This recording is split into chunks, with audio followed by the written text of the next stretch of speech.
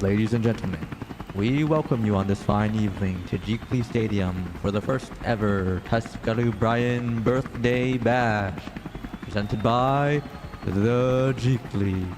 We have a packed stadium tonight with a record 1.2 billion people in attendance, and we hope you look forward to some incredible games tonight.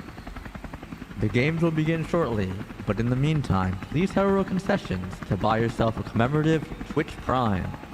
Each Twitch Prime comes with ad-free viewing, custom emotes, and is a great way to help support the show. Now let's throw it to myself, who's in the stadium, here to talk to some of our adoring fans. Thanks, me.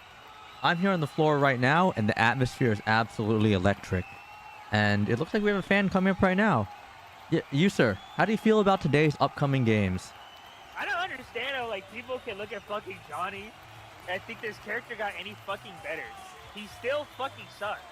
And I just think that we live in a society. Yo, cut the mic, cut the mic. The entire player base yeah. Just get rid of that in post. Wow, thank you, sir. Thanks for your incredible insight. I, too, am looking forward to today's matches. Now, let's head over to the main stage where we'll be having a special guest open the show by the lighting of the ceremonial birthday candle. Here to light the ceremonial birthday candle to kick off the games, Soul Bad Guy.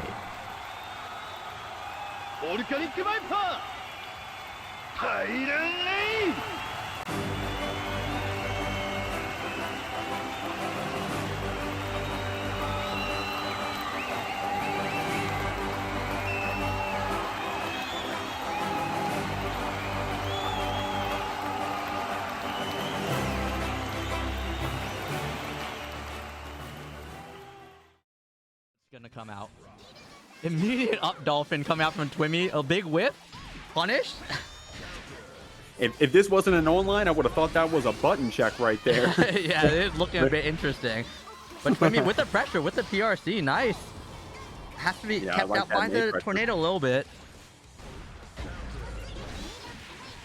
Dude, these conversions, Twimmy's got some stuff right here, keeping that pressure up with Dolphins. RedRC to close out this first round. But tskrBrian got some zoning done in the beginning, I'd say. Yeah, he did indeed. But Twimmy was just doing a really good job of just keeping the pressure up and just staying in his face as May tends to do best. Oh no. we're seeing some May action right now. This is degeneracy incarnate. Yeah. Good 6P though. Yeah, Twimmy said, hey, tskrBrian, you got that 6P bound, you got to show me. But that PRC mix is going to open us up a little bit. Going to get that soft knockdown and positive bonus rolling for Twimmy. Yeah, what a great conversion coming from him too. Twimmy's just making really good use of his meter too by using it to PRC after the Dolphins to get that high-low mix. Well, good stuff. Twimmy taking this first game. I mean, pretty convincingly, I'd say.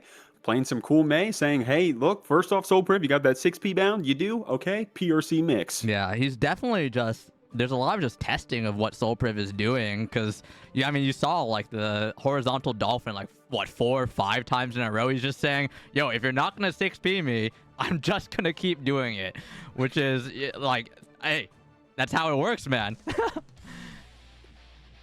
Here we go. I mean, yeah, sometimes you be sitting there holding stuff. I'd say just try that 6P. Hit that 6P. See what happens. You know, if you're going to get hit anyways, you may as well get hit trying to get out of the corner. We'll have to see if tskrBrian can do that here. I mean, that Axel, man, how do you get out of the corner? Just 2K, YRC, backdash? Yeah, we were seeing some good ideas coming out from tskrBrian, though, like with the charge tornado to try and keep Twimmy out. But Twimmy just managed to just avoid it completely. Oh, a little bit of lag there, but it's all right. Yeah, sometimes it can be some spectator lag if we were online, but of course we're in person at the Jeekly Arena. That was a really good idea coming out from tskrBrian, but he just didn't manage to hit that conversion though with the tornado and jump over. Oh, great punish on the whip though. Yeah, I like that. tskrBrian awake right here with the PRC for the mix as well, but the Dolphin gets in and Twimmy has that red RC, possibly to close out the round. Looks like Twimmy has those combos. Yeah, and I mean, Twimmy's just showing complete, like, he's just showing so much pressure. tskrBrian's having such a hard time dealing with this May right now. Oh, but that 2K coming out, that DLC 2K, and I like this pressure from tskrBrian, a little greedy going up for that deep close slash. Twimmy fighting back out, using this RedRC to keep things going, and an Axel wild assault and pressure. I love to see it. Yeah, here we go. tskrBrian's actually getting something started here. This is what we like to see coming from Axel right now. Oh, wow. That was a weird momentum right there, pulling Twimmy in, and that 4P means we're going to keep our turn. Use that wild assault to keep fighting back. Twimmy with that PRC overhead. It's been hitting every time, Brian. Yeah, here it comes with the pressure. Twimmy's shown time and time again. He has those PRC mixes on deck and is not afraid to use it every time. And tskrBrian needs to show the response. The mashing out. Goes for the tap dust to close out the round, but gets mashed out himself. Okay, well, here we go. What is this? Oh, I was about to say, did it cost you? But Twimmy was already ahead of me, already ahead of the thought. Getting game 2 here in the first round of the tskrBrian birthday bash. Yeah. And Twimmy showing us that the crowd of, I believe, 1.2 billion in attendance right now at Jeekly Stadium is not getting to him, being on the big stage in front of everybody right now. Yeah, definitely. We got so many people here tonight. We sold so many tickets. There's actually a line to get in. So I'm sorry if y'all are outside the arena sitting in chairs right now. I hope you're enjoying watching from your phones. I heard there was a line to get into the line to get in. It's actually crazy out there, man. And then you get in, and there's a line to get any of the hot dogs or anything that they got. Less alone the Twitch Primes that are on sale. Yeah, shout out to that September, right? Exactly. All right, Twimmy jumping in, and once again gets counter hit with the 2S on that after the Dolphin. Counter hit, close slash, Twimmy with a good combo here. Look at the red. Oh my lord. Oh, a little greedy with that charge. Yeah, goes for the full charge 6H, and it just does not pay off. Ooh, I like that throw from tskrBrian. tskrBrian saying, hey, it's game 3. I got to get a little crazy here. Oh, unfortunately wanted that JK to connect, but that vertical Dolphin closes it out for Twimmy. It's always up Dolphin, man. It's always up Dolphin with these May players. May players, parentheses, derogatory. All right, good defense here for tskrBrian getting there out of the corner, but Twimmy so oppressive. Yeah. I mean, Twimmy's just in there, and we see it time and time again. Horizontal Dolphin, immediately PRC, overhead. And tskrBrian just keeps getting hit. He just needs to do something there, something different. Yeah, Twimmy getting in there like swimwear, and you're going to need that if you're fighting Dolphins. Great stuff right there. Twimmy getting a 3-0 in the first round. Yeah, convincing 3-0 for Twimmy. We're going to have to get in his first game over here. HonoredOgre on the Slayer. We got Wozgozz here on the Aboii. What's the round start? Oh my god, immediately with the overhead and into Slayer pressure. The wild assault, and then we're just going low every time. Oh, but the whip on the command grab, no punish though, sadly. Oh man. Amazing throw. Yes, that's what you love. That's one of those big things you need to learn against Slayer, to throw that Master's Hammer. Never let Slayer get away with Master's Hammer like that. And that's the thing about this matchup, right? Like these two characters are, you know, what's the meme for The Office? This is the same picture, right? But the difference being that Slayer is, you know, more consistent on their pressure, but maybe it's a little bit worse than the jealous rage pressure of Aboii. I don't know if you'd agree, but there we go. HonoredOgre taking that first round. I think Slayer just has a lot more that you can actively do against Slayer. While Aboii, it's more of, you're way more scared of Aboii. It's harder to interact with her as a whole. Is the big difference, in my opinion. Amazing throw again from Wozgozz. Wozgozz saying, you're not getting away with this fake nonsense. Yeah, and I like that defense from Wozgozz, blocking it out, waiting for that Master's Hammer attempt from HonoredOgre, and then just so confident that they'll get the back throw. So, great stuff. Wozgozz, is Wozgozz playing a grappler? Am I seeing Potemkin right now? What's going on here? These throws are crazy coming out from Wozgozz. But he's out of Jealous Rage now. It's going to be a little bit dangerous for him. Yeah, I mean, I think 50% of that HP from HonoredOgre was just grabs. Now, we do have Wozgozz here in the corner. They did want to burst to try to stay in this round if they could, but HonoredOgre with the trade hit pickup takes this first game. Man, that was really intense. Wozgozz was showing basically every correct response that you should be doing against Slayer, but it just simply wasn't enough to deal with the pressure from HonoredOgre.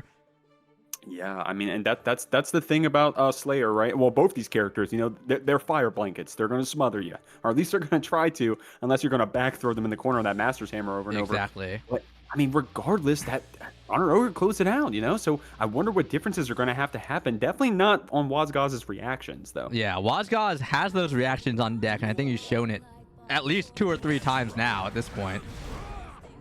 Oh my god! Wow. a little disrespectful, is that not? My Yeah, lord, with the gold burst. Yeah, gold burst on your minus frames. I guess take it as a compliment that they knew Wozgozz would try to punish them there or something. But here we go, Wozgozz with a great combo here. A lot of Jealous Rage, but that 6P kind of calms things down a little bit. Yeah, the trade with that 6P, very unfortunate for Wozgozz, because now he's about to run out of Jealous Rage. He's stuck in the corner. He does have meter though, so it's not a terrible situation for him. Good reaction to the messed up, what's it called? The BDC into whatever the heck it's called. Good reactions though. Well, here we go, HonoredOgre getting that bite into the low. Universe Red RC taking that first round, but it was looking close there for a second, man. It was looking really close there. It could have been Wozgozz's game, but great combo from HonoredOgre to close it out. Yeah. Like I said, Wozgozz is showing so much of the great responses to Dio Slayer stuff, but he's just not capitalizing on it by actually getting good pressure afterwards. Well, here we go, HonoredOgre running their pressure with I was about to say a triple overhead. Looked like it was about to be another low. Wozgozz with that 4-framer to get out of the corner, though. All right, this is what Wozgozz wants to get started, though. Good block by HonoredOgre. That cross-up overhead's kind of nasty. Wozgozz with the uninstall combo. Oh, definitely wanted that to keep going. Great 2H from HonoredOgre. Oh, no. It looks like we're going to go into loops. Big damage. Big throw. RC, this should close it out. Great stuff from Wozgozz. Once again, actually just showing up with all of these throws, catching HonoredOgre out so many times. Yeah, and with every round that passes, the stakes get higher. So great stuff of Wozgozz right there to even things up a bit. But Ogre with this pressure, with this bite applied, but Wozgozz with the Aboii to get back out. Yeah, and oh man, Rob Howe Bunker RC. Wozgozz is just stuck here. Oh, amazing downside to get something started, but now he's lost install, but he gets it again. Oh man, these deinstall, reinstall combos. No! Oh. Okay, Wozgozz did have their burst. It's still anyone's game here. HonoredOgre may be able to get their burst in time to spend it one more time for the round. What an amazing uninstall from Wozgozz though to keep his meter, but it doesn't matter. 2H is too much. 2H too much. That's bars, Brian. I think that game definitely went a lot better for Wozgozz, right? We were still running our defense. I think we saw that HonoredOgre almost gave up on the Master Hammers, right? We saw 3 rounds right there. Yeah, I mean, it tends to be something, once you've represented that you can react to those Master's Hammer, the Slayer player needs to completely change what they're thinking about and how they structure their pressure. And HonoredOgre has definitely shown a great job of doing that in these 2 games. Here we go. I like that low into the pile bunker, trying to get some damage applied, but Wozgozz with that burst to try to get out, and the counter hit to start this combo takes the burst right back from HonoredOgre. Yep, gets clipped low, and now once again, Wozgozz stuck in the corner. Meter for Ogre. Good jump out of the command grab. Oh my god. Once again. We've been seeing it. Well, here we go. Ogre's on defense now. It looks like Wozgozz gets to run this pressure. That RC, that fast RC overhead opens us up. We got this positive bonus rolling. Yeah. Oh. Good block. No throw on that one, though. But once again, every time, good block on the cross-up, though. Yeah, those cross-up pile bunkers, always really tricky. But if you have the reactions to deal with it, then you will be rewarded greatly. Oh, round start, parry, throw. And then HonoredOgre with another burst. Wozgozz looks like he can start his pressure now. Really good start. Oh, that's not the wall break that you'd want, though, with that meter and with install right there. Once again, good throw into RC. Wozgozz, no install though. He should get it here, yep. But he has to watch out for this 50 meter coming out from HonoredOgre. And there it is. The 2H El Clasico. What we've seen time and time again. We've all been hit by it. We've all been TOD'd by it. Yeah, but that 2H, it's a really good panic button, right? Like stuff starts going crazy. Hey, I'll send it. See what happens. Yeah, You know, exactly. if I'm gonna die anyways, I'll die. If I hit them, I'm gonna deal Yeah. 70%. I mean, those Slayer players love to throw out those 2Hs willy-nilly, and you know it sucks because half the time it works and it disgusts you. Yeah, I want to say, yeah, Brian, I think you were showing a moment on stream recently with a little Zato 2S interaction, but you know, I won't bring up any trauma. Over with this far splash round start. Wozgozz with that fuzzy jump though. Yeah, constantly fuzzy jumping. That's probably like the third time he's fuzzy jumped those command grabs, but he's not really getting too much off of the fuzzy jumping it. There's not much of a punish that he's getting there. Well, here we had a chance to go into rage there. Gave up some of our Oki, but got the rage going. But that means HonoredOgre's fighting back with these red RCs and the Master's Hammers. That cross up opens up Wozgozz. Yep, and classic other side, but there's too much guessing you have to do. High, low, with the RC. It's just so much to have on that mental stack. Yeah, and HonoredOgre, a great pilot so far of this character, it seems. I wasn't aware of the HonoredOgre Slayer, but I'm being educated right now. Yeah, I'd known HonoredOgre to be a chip player, but they've definitely shown that they've got a Slayer, and it is slaying. It's definitely slaying with this super. It's not not enough. dead. Wozgozz has another chance. Oh no, this is so scary. He does have wire receiver super, but it's just the overhead. My god, HonoredOgre, what a showing, but also Wozgozz showing those reactions. And some unique special moves, so we got to see how we end up dealing with some of these spins and whatnot, but Gold Burst to start off that round. Again, I pulled a button check, but I can't. Yeah, one of these Gold Bursts, people are being a little bit degenerate, it looks like. Good spin through, straight through. Yep, and it's always, I've been saying it with these Axel players, every time they do that little sickle spinny move, it's always Rainwater right afterwards. It always is. Yeah, I mean, what else are they going to do? Let's see, Rainwater? Oh no, looks like Bronsua didn't even give him a chance. Got that cross-up close/red RC combo here to start off this round, but unfortunate drop right there for Bronsua. Oh no, but he doesn't get the wall break! And it gets hit by the overhead. Braun looking pretty right now with the meter. This should close it out. Great stuff right there. Braun taking this first round here against HeadReceiver himself, the one and only. Yep. He who receives heads. Truly a great person. Oh no, but back throw instant. It can happen to you, but the whip with the 2S. But it doesn't matter. Oh my god, it's spaghetti on the ground. What is going on? Yeah, it's fallen out of even my pockets, this spaghetti. Bronsua trying to reset the situation, but HeadReceiver awake with that super. Yeah, good dodge on the command grab. Spins through. That's a good guard crush. Oh no, but the jump in, and this should close out for HeadReceiver. Yeah. The OTG to close it out.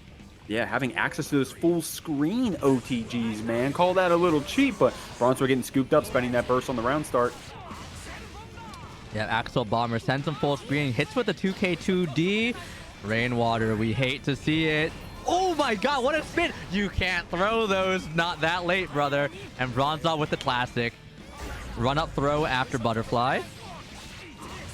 Ooh, HeadReceiver with these Axel Bombers, though. Oh, you're not going to catch a command grab on Bronsua. Well, come on now. Overhead red RC. Didn't confirm that 2S, though. Oh no, now Braun stuck full screen against Axel. It's so tough. It's so tough to get in when Axel gets to set up full screen like that. HeadReceiver taking first game. Quite a close game though, honestly. Very back and forth, though there were some interesting button presses in the middle of that. Hopefully that wasn't attributed to lag or anything, but I mean, so far it's still a great game right there. Yeah, I mean, you know, whether it was lag or whether it was a controller disconnect, guys, if you're in the arena right now, please remember to disconnect your controllers. Definitely don't want any stream games getting interrupted by someone getting their PlayStation controller in their bag, so please be careful. Of course. Those of us who have played on the stage in the arena, watch yourselves. All right, but good knockdown. Axel backing up a little bit, but now we're running in. Oh my god. Look at this pressure. We're just running in. I thought this was a zoner. Here we are. Oh, nice air-to-air right there from Bronsua. I like these backdashes from head receiver, but we're already in the corner, so there's not a lot of places to go. Let's see if we are going to get on the super. Oh my god, Bronsua preemptively jumping, and head receiver just sent it with the super, not even close to hitting. And a great punish for Braun, and that should, oh no, it doesn't connect. Okay, head receiver, what do you got? No, unfortunate for head receiver fans, but Bronsua fans are loving that jump in over the tornado. Great stuff. Yeah. Perfect spacing for Braun to get that. And once again, the Anji classic round start spin. Head receiver doing a really good job of calling out these shins, though. He's not letting him throw any of those fans at him for those plus frames. I think almost every time he's done it, it's been called out. Oh, here we go. Unfortunate fuzzy jump back with that fall down jump normal. Bronsua with the spin, though, awake and keeping this pressure going. Overhead red RC closes it out. Bronsua with a pretty convincing Anji round right there. I'm going to keep it real. Yeah, and it's a 1-1 right now. It's looking pretty close. Bronsua is showing that he does know the counterplay to some of this Axel stuff that head receiver is throwing out there. Yeah, head receiver is, you know, they're making Bronsua receive some of this pressure, some of this Axel pressure. He's receiving something right now. Yeah. Receiving a man, maybe. All right, but let's see what this round start's going to be. Yeah, beggars can't be choosers, so. All right, nice jumping in. All right, looks like the knockdown. Once again, there's Butterfly. And now Bronsua looking out. Seeing if he wants to try and tech a throw or something. Just standing there. Okay, trying to scoop us up. Trying to see if we can't get Bronsua to press a button. And we do spend that spin, but at a really good time. Where head receiver wants the PRC back. Yep. And there we go. Now Bronsua's representing things other than run up throw after the Butterfly. And now head receiver, he's scared. The fear is in him. Trying to connect with that 2H. I like these little 5Ps as well that head receiver is representing, trying to stop those jump ins that Bronsua was heavily representing in that last game, but looks like it's going to go in Bronsua's favor this last interaction, taking that first round. Yep. I mean, very good round for Braun. I mean, didn't have to use burst. He's looking good on that front, but oh my god, a big jump in, and once again, we're setting it up. It's so scary to deal with, especially once Anji has meter. Oh no! The crowd is going crazy on that 5D combo. I can feel it in my bones. You saw it, but your earpods were in. Your AirPods were in, rather. Oh, God. Bronsua doing it for the crowd. The crowd is going crazy.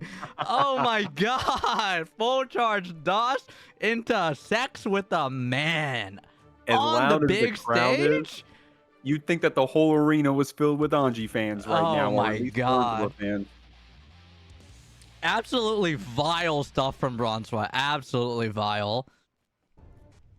Bronsua is a believer. He calls it, I believe, the can opener. And he always said you gotta throw it out sometimes to make sure they're not asleep at the wheel. Which I agree with. Not that I do it. I'm not that crazy. But I agree with the sentiment. Yeah, don't hold down back and drive. Looks like we're going to spend this BRC, good 2K, 2D to try to scoop up Bronsua, but the burst to try to keep the corner pressure. Good press to keep Bronsua from getting in there, though. But it shouldn't matter. Oh, no super coming out from Braun, thinking that the overhead would close it out. But, oh! the PRC back into the hit to close it out for that round. Bronsua confident, want to keep moving through on this winner side, and they're showing that the head receiver. No! I said, you're going to full charge 5D me, homie? Well, I'm going to show you Bronsua right back. Receiving a dust to his head. My lord. Great stuff. And a little bit of an Axel Bomber combo. I love that walk from Axel. Looks like an emote. But Bronsua does need to watch out here. Head receiver does have, I was about to say, he does have meter. He can represent that super, and he throws it out there.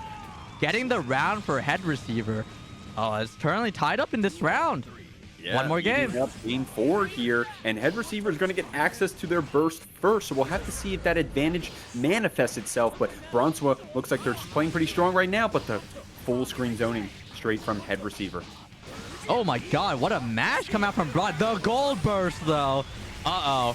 Uh-oh, time stops. The world, though. Where are we going? Straight to the wall? Yes, sir. Oh, but the drop. Sex with a man. No sex here! No sex here indeed, but HeadReceiver is going to give you something with that command grab. Oh my god, but we're back in it. The world. Tokyo Tomare, but it's not enough. Another gold burst. These players are going crazy.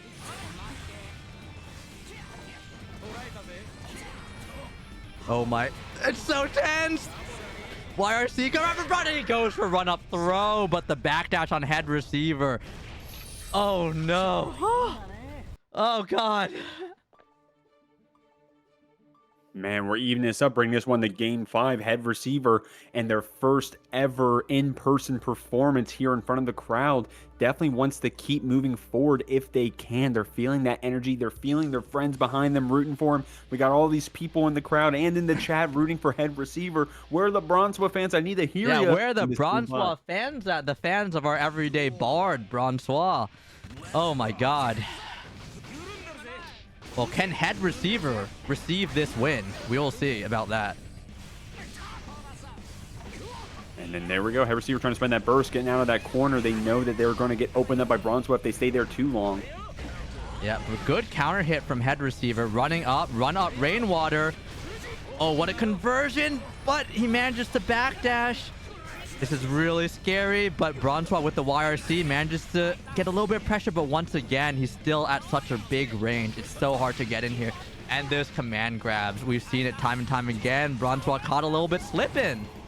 Yeah, and HeadReceiver's APM is so high, right? These 5Ps, these 2Ps, spending all these buttons to try to interact with Bronsua, and we're getting paid for it. Look at this, taking this round right here. Yeah, I mean, this is set point for HeadReceiver. Oh, Bronsua goes for round start spin with the run up throw, and no!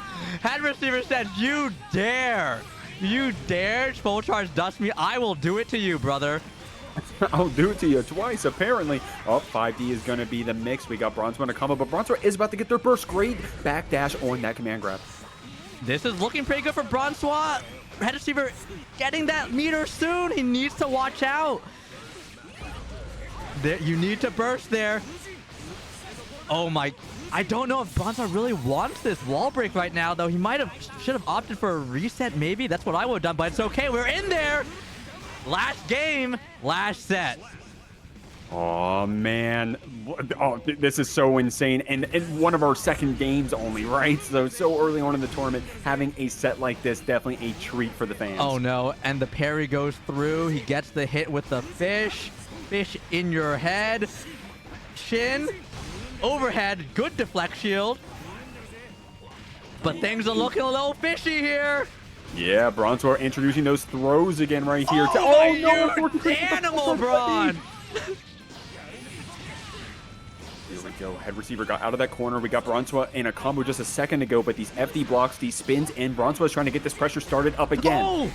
What a close slash to call it out! Good backdash from Bronsua! He manages to block the... Oh my god, it's so intense right now. I think any combo wins for either player if we get a good enough hit. Bronsua, it's not enough to that meter! Ah, the Baiken throw! Oh my Oh god! Ah! That was crazy. This is Edward. He was last seen the night of August 23rd, 2023, and was reported missing after leaving VS Fighting 11 and not returning after 3 seconds. Investigators fear foul play may be involved, with the leading suspect being this man, Daisuke Ishiwatari.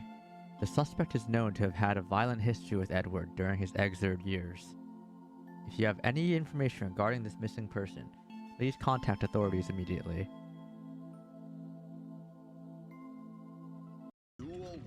Well, here we go. I guess TechAMEK followed your, two brain cells shared right there. But Asta starting things strong up here, getting the throw pressure in the corner already against TechAMEK. Yeah, TechAMEK just sitting here in the corner. This is such a scary position for anyone to be in, especially as Bedman, as he does not have any really good reversal options. Yeah, TechAMEK finally getting something started, but it's so hard. RC, yeah, just closed out immediately. Yeah, I mean, the only notable defensive option I can think of on the side of Bedman is what is it? Is it a 5-frame 2P that can go into 236S? And I think that's really it. You got to be ready with that Aboii 2P. Otherwise, if you get the combo in if you get the pressure in the middle of the screen, you're going to be eaten because that JS scooping people in now. So yeah, good. but I mean, you saw TechAMEK just represented the air stall, gets a good air hit, but then gets hit out of the error state as it was going off. Really unfortunate stuff. And now, once again, TechAMEK stuck in the corner. It might be a quick round for Asta. TechAMEK does have his burst, does have meter. What does Asta do? I should be blocking. Yeah, it's very rough. I think the last 10 seconds from Asta were so good. They had stagger pressure on the other side of the screen with that 5K to open up TechAMEK in the first place to break the wall. And then afterwards, right there with that safe jab 2K to try to bait out any reversal options, TechAMEK went for it. You got the throw. Asta close it out. Great first game for them. Yeah, I mean, amazing first game for Asta. TechAMEK having a really hard time getting started there. And I can imagine I mean, Bedman's buttons are not the greatest. He might have that buffed JS, but I mean, it doesn't matter if you're smothered like this. Once again, we've seen this vision before in the corner, but TechAMEK managing to get out, get some pressure in with the JH. Here we go. Ooh. Nice little bounce as well, but Asta awake with that Hawk Baker, able to get out of the corner. Yep, represents that DP. You gotta do it to him. You have to make them know. And gets the hard knockdown here. TechAMEK, once again, does have meter, does have burst. Will he use it? Good PRC, massive combo here in the corner. What does Asta do? Does he represent the DP again? I don't know. It's so scary because if you get bit, oh, nice. The little bounce up with the JD hit lets you get that combo now. New stuff coming out. Yeah, TechAMEK trying to close this round out, but of course, Asta only needs one good combo as well. I like TechAMEK spending that burst because we do have 100 tension, basically. Oh my god! The clip! Oh, was that a little bit lag a little bit? Oh no, that's really unfortunate. But I mean, just the projector. Just shout outs to production here, all the tech crew in the Jeekly arena. Just a little bit on the projector, not a big deal. TechAMEK with a great combo here, but Asta bursting us out. Yeah. I mean, TechAMEK, okay, he's playing that full screen game that we so hate from Bedman, but Asta getting his way in.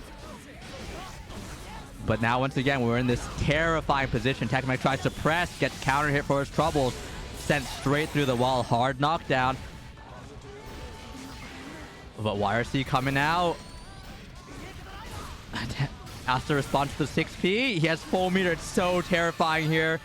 The BRC! Ooh. Yeah, that BRC won't stop your error code using our 6P to try to jail an Asta a bit. Also, I love what TechAMEK does. That 6P error code cancel, so cool. Oh, very good stuff. Manages to bait the DP and gets the round, or actually gets the game for it. We're looking at 1-1. All right, first game, it was looking Asta's way, but TechAMEK showing signs of life. Man, TechAMEK, man, one thing that has been so awesome about this season, 4 changes, the season 3.9 changes, whatever you want to call them, is the validity of Bedman as a character now, seemingly.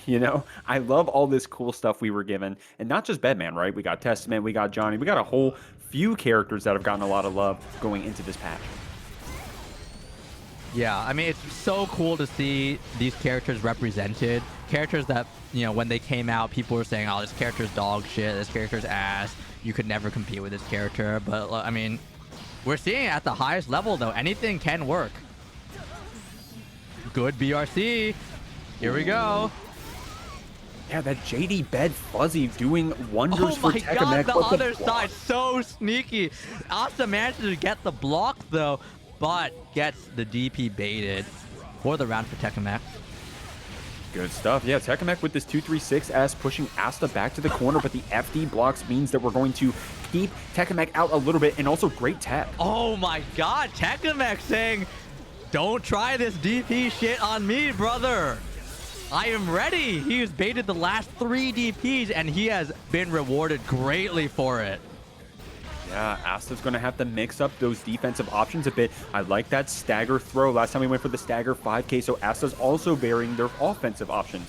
Oh my god, sadly with the PRC, did not manage to get that anti-air. Great 6P with that RC slowdown, able to read the situation a bit, but TechAMEK getting hit with that air-to-air means we lose our error code and the overhead connects. Oh, but the mash for TechAMEK to close out the round. Good stuff from TechAMEK. Up 2-1 against Asta right now. I mean, this honestly, this looks like a pretty hard matchup for Bedman, but TechAMEK is making it work. I mean, baiting those DPs is big stuff for Bedman. Once we get in and we start running that, that JS, JD fuzzy stuff, and, once we're in the middle of the screen, we're doing our error code special cancels. I think that's where TechAMEK is really thriving, but you got to give some credit for Asta when we actually are running our pressure. The stagger is good, the overheads are weaved in, and I think the color change may be a little bit of a buff for Asta. Yeah, we'll see if this color change actually makes the difference here. Asta, he's in now. Oh my god, the throw on the Wild Assault, TechAMEK, you dog! Disgusting stuff! Yeah, and the counter hit on the special as well. Asta just wants to get out of this corner so they can play the damn game. But TechAMEK with this great pressure finally catches, does a little bit of an error code combo, doesn't get it all the way through, and the DP comes out from Asta. Yeah, but it looks like TechAMEK responds, gets the hard knockdown again. 6P from Asta, good stuff. We're running in, running the pressure, but does not have enough calories to go on with anything. But it doesn't matter. Manages to get the jump back JS into the wall break with super. And a hard knockdown as well. I like what Asta's going for with that close slash stagger throw. TechAMEK fighting back though, gets the 5D mix and is going to go ahead and take this round. Yeah, amazing tap dust. And you saw that big throw tech from TechAMEK as well. I've been saying TechAMEK, I cannot throw this fella. I will say, every time I play this man, he's a throw tech god, I will say. Yeah, throw tech deity, but Asta here with these combos, I like this. And a little bit of a reset as well. TechAMEK at half HP, but we are up around and we are going to get our burst back in a moment. Yeah, oh my god, with the conversion, what an amazing conversion with the air, the 2P hitting in the air, gets the conversion as well, but it doesn't matter. Asta, ride the lightning, goes all the way to the corner, no wall break though. Unfortunately, can't get that wall break with the BRT overhead. Asta's going to go ahead to have the burst because we didn't block the overhead, but we're all going to close out the round potentially. Yeah, yes. Hold on to that burst. That's a crazy BRC into 6H from TechAMEK. An insane option. I've never seen that one before. Maybe it's a Bedman Sin special, and that's why you've never seen it. Yeah. That's some wild stuff. White Wall Assault coming out. We haven't seen too much White Wall Assault come out from TechAMEK. He does use it though, effectively, but the 6P. Yeah, I like that 6P. Asta able to use our stamina to keep our combo going. So confident. Oh, no! TechAMEK let go of the block. Yeah, always it's the RC up there. Goes for the JD. TechAMEK backs up from it, gets the back throw. It's Asta time. It's Sin time. Repent. Unfortunately, TechAMEK wasn't able to get that burst in, so we're in a pretty sticky situation. Asta able to keep the pressure running, but the just walks on the side of TechAMEK aren't enough for a Hawk Baker in the middle of the pressure. Great stuff, Asta. Yeah, a good DP to call out TechAMEK trying to press a button after that. Very good stuff coming out from Asta, tying it up 2-2. Last game, last game again? Game 5? Apparently, TechAMEK is going to try to take Asta to bed, but Asta trying to stay up past that bedtime, apparently trying to move on to the winner's bracket. We'll have to see if they can do it. Asta's saying, I ain't sleepy. Well. He ain't sleepy. He's a growing boy. He ain't sleepy. Immediate burst. Very interesting stuff from Asta. Oh, but he gets the low. Good backdash back throw. Here we go. Oh, but that DP out of the pressure, RedRC to keep it going. TechAMEK saying, hey, I want a burst to try to calm things down and get my pressure rolling. That air-to-air hit. Great stuff. Great pickup. Oh, great we're super. going for install. Very interesting stuff. Because he doesn't have an air restore, but that should be it. Yeah, the bounce after the air hit of the install error. That is a mouthful. But yeah, he managed to convert there. Great stuff, TechAMEK. Apparently a situation they've seen before or at least have practiced for. But Asta running that sin pressure, getting that overhead. But the techs on TechAMEK's side, you were right, Brian. You can't grab this man. Yeah, tech is in his name. What are you doing trying to do it? Tech is in his name. He's going to do it. I've been saying it. Good blocks from Asta, though, but manages to get clipped at the end. Needs to use the burst, but now TechAMEK's back in the corner. Very scary stuff. TechAMEK has no resources aside from a singular deflect shield, but he managed to get the pressure in. Asta with the blocks on the JD. And TechAMEK just blocking this out right now. Asta with this stagger pressure, but TechAMEK with not a lot of Aboii, right? So getting counter hit on that 6P and the throw as well. This is looking like a sin round. Oh no, but no RC, but it doesn't matter. It's a reset. Oh, looks like we are going to last game, last round. This is crazy stuff. Oh man, the crowd is in for a treat. Imagine coming to your first in-person tskrBrian birthday bash and you get 2 game 5s in a row. What a treat. Here we go. We got the low. Oh, it doesn't block the error state on the meaty. Gets the hard knockdown. What's it going to be, though? He's running on with the catch on the backdash, and TechAMEK takes it. Moves on with the perfect. We're already having these crazy matchups between really strong players this early. It's actually crazy.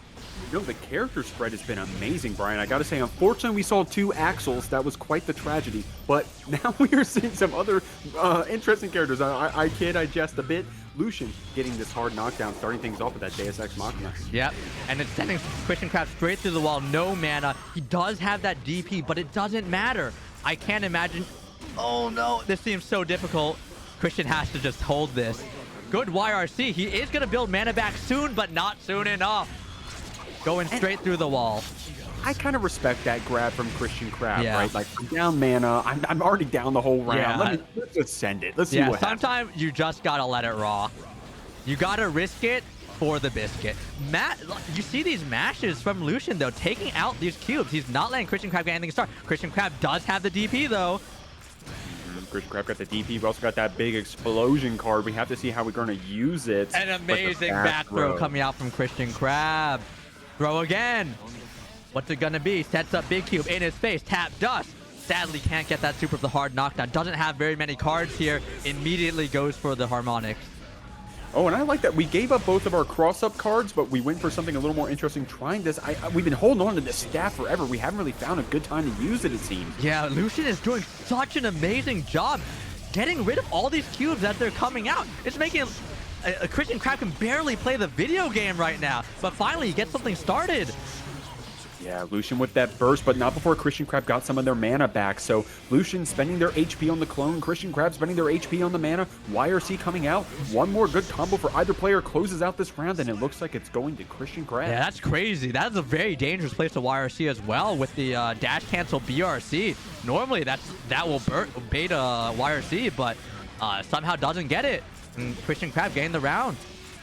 And look at Lucien managing their resources just fine. Has a little bit of ammo, gets that focus, gets the curse applied, goes into the super. Lucien is sitting pretty on their side. KristianKrab, unfortunately, pretty low on mana right now. Yeah, his mana bar is looking really bad. He can do a deflect shield. Once again, BRC mix goes low.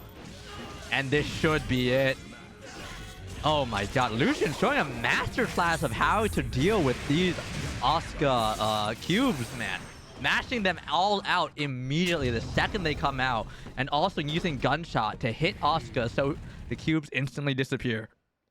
Man, great stuff right there from Lucien. I wouldn't expect any less from a player of their class and fortitude coming up against KristianKrab here. And also, shoutouts to Lucien. They were ready to spend their burst. I mean, excuse me, not their burst. They were ready with that Deus Ex Machina every wall splat, it seemed. They were always had the 50 meter, always had the hard knockdown. It was smothering. Yeah, it was just so hard to do anything. I'm sure we've all been in that situation against that Happy Chaos player where we're just sitting there, we're like, bro, let me stop pressing down back, please. We've all been there. Here we go. I wonder what the round start's going to be. I guess it depends on the cards. Yeah. Oh, it's 3 cubes. I think the big red ball is actually quite a decent round start, but I don't know how it is in this matchup. Manages to get the Arpeggio. Lucien just staying full back. Second Arpeggio coming out. Goes for the overhead. He's just throwing out all the cubes. It's so hard to get anything started here. What is that? Gravity staff behind, but it doesn't matter at this range. Yeah, but I guess it is a good safeguard if we somehow get out of the corner here, and Lucien's trying to make that happen with this Aboii. I like that burst post YRC, and the 5D is going to be the mix. Great stuff, Lucien. Great combo. Yeah, but no wall break, but it's the slump time. Dr. Slump. But now we're sending us through the wall. Hard knockdown. KristianKrab does have meter. He does have burst, and he has a lot of mana. He does not need to be afraid here. Uh-oh. Scary, scary stuff. Scary stuff. But it shouldn't be able to kill because of the mana he has. Goes for super. Probably going to send out the Arpeggio right after this. Yeah, there it is. Other side. I like Lucien was awake for that teleport. They saw the cards and they were ready for the cross-up attempt from Crab, and they're rewarded with the game. I mean, with the round, excuse me. It was really tough for Christian there right after that, because what he had was teleport and then a reload of his card. Nothing that could help him continue the pressure. Unfortunate, and it looks like a punish throw right here from Lucien right there. KristianKrab probably trying to use some Aboii on Lucien's approach, but the 5D for the damage. Oh my god, no mana on KristianKrab's side either. It's not looking too good. Oh no, but the whip throw! KristianKrab's in it. He gets his mana back, but his cards, look at his cards. His hand only has pathetic cards, Grandpa. What are you doing? Oh no, KristianKrab, you gotta redraw, you gotta mulligan, you gotta put those back. We need a better mana curve. But Lucien with the 5D makes great stuff. Yeah, sadly, we just could not do anything there. The cards were just such... It was so unfortunate for the cards on the side of KristianKrab. He just had nothing to work with in that situation. Yeah, I guess the deck was stacked against them there, but we still potentially have 3 more games. I mean, we went to Game 5 so many times in a row, right? Exactly. Twice in a row. So, I mean, we'll see if KristianKrab keeps that trend going, or if Lucien's going to break it up with a 3-0. Yeah, Lucien's showing a dominating performance right now, but KristianKrab definitely showing signs of life. But, I mean, we can all say it was a bad hand. It was just a bad hand. Yeah, it was just a bad hand. Sometimes you have those. Ain't nothing but a thing, but that's why we got those mulligans, apparently. We got to see what KristianKrab does here in the round. So, represented / last time. And right backdash. Back up. Yeah, you see these preemptive buttons just calling out the card. Lucien just definitely just staring at his hand. I don't know, is that legal? I hear in some games that's not, but Lucien just knowing what to do before it happens. Look at that 6P! Call out the cube!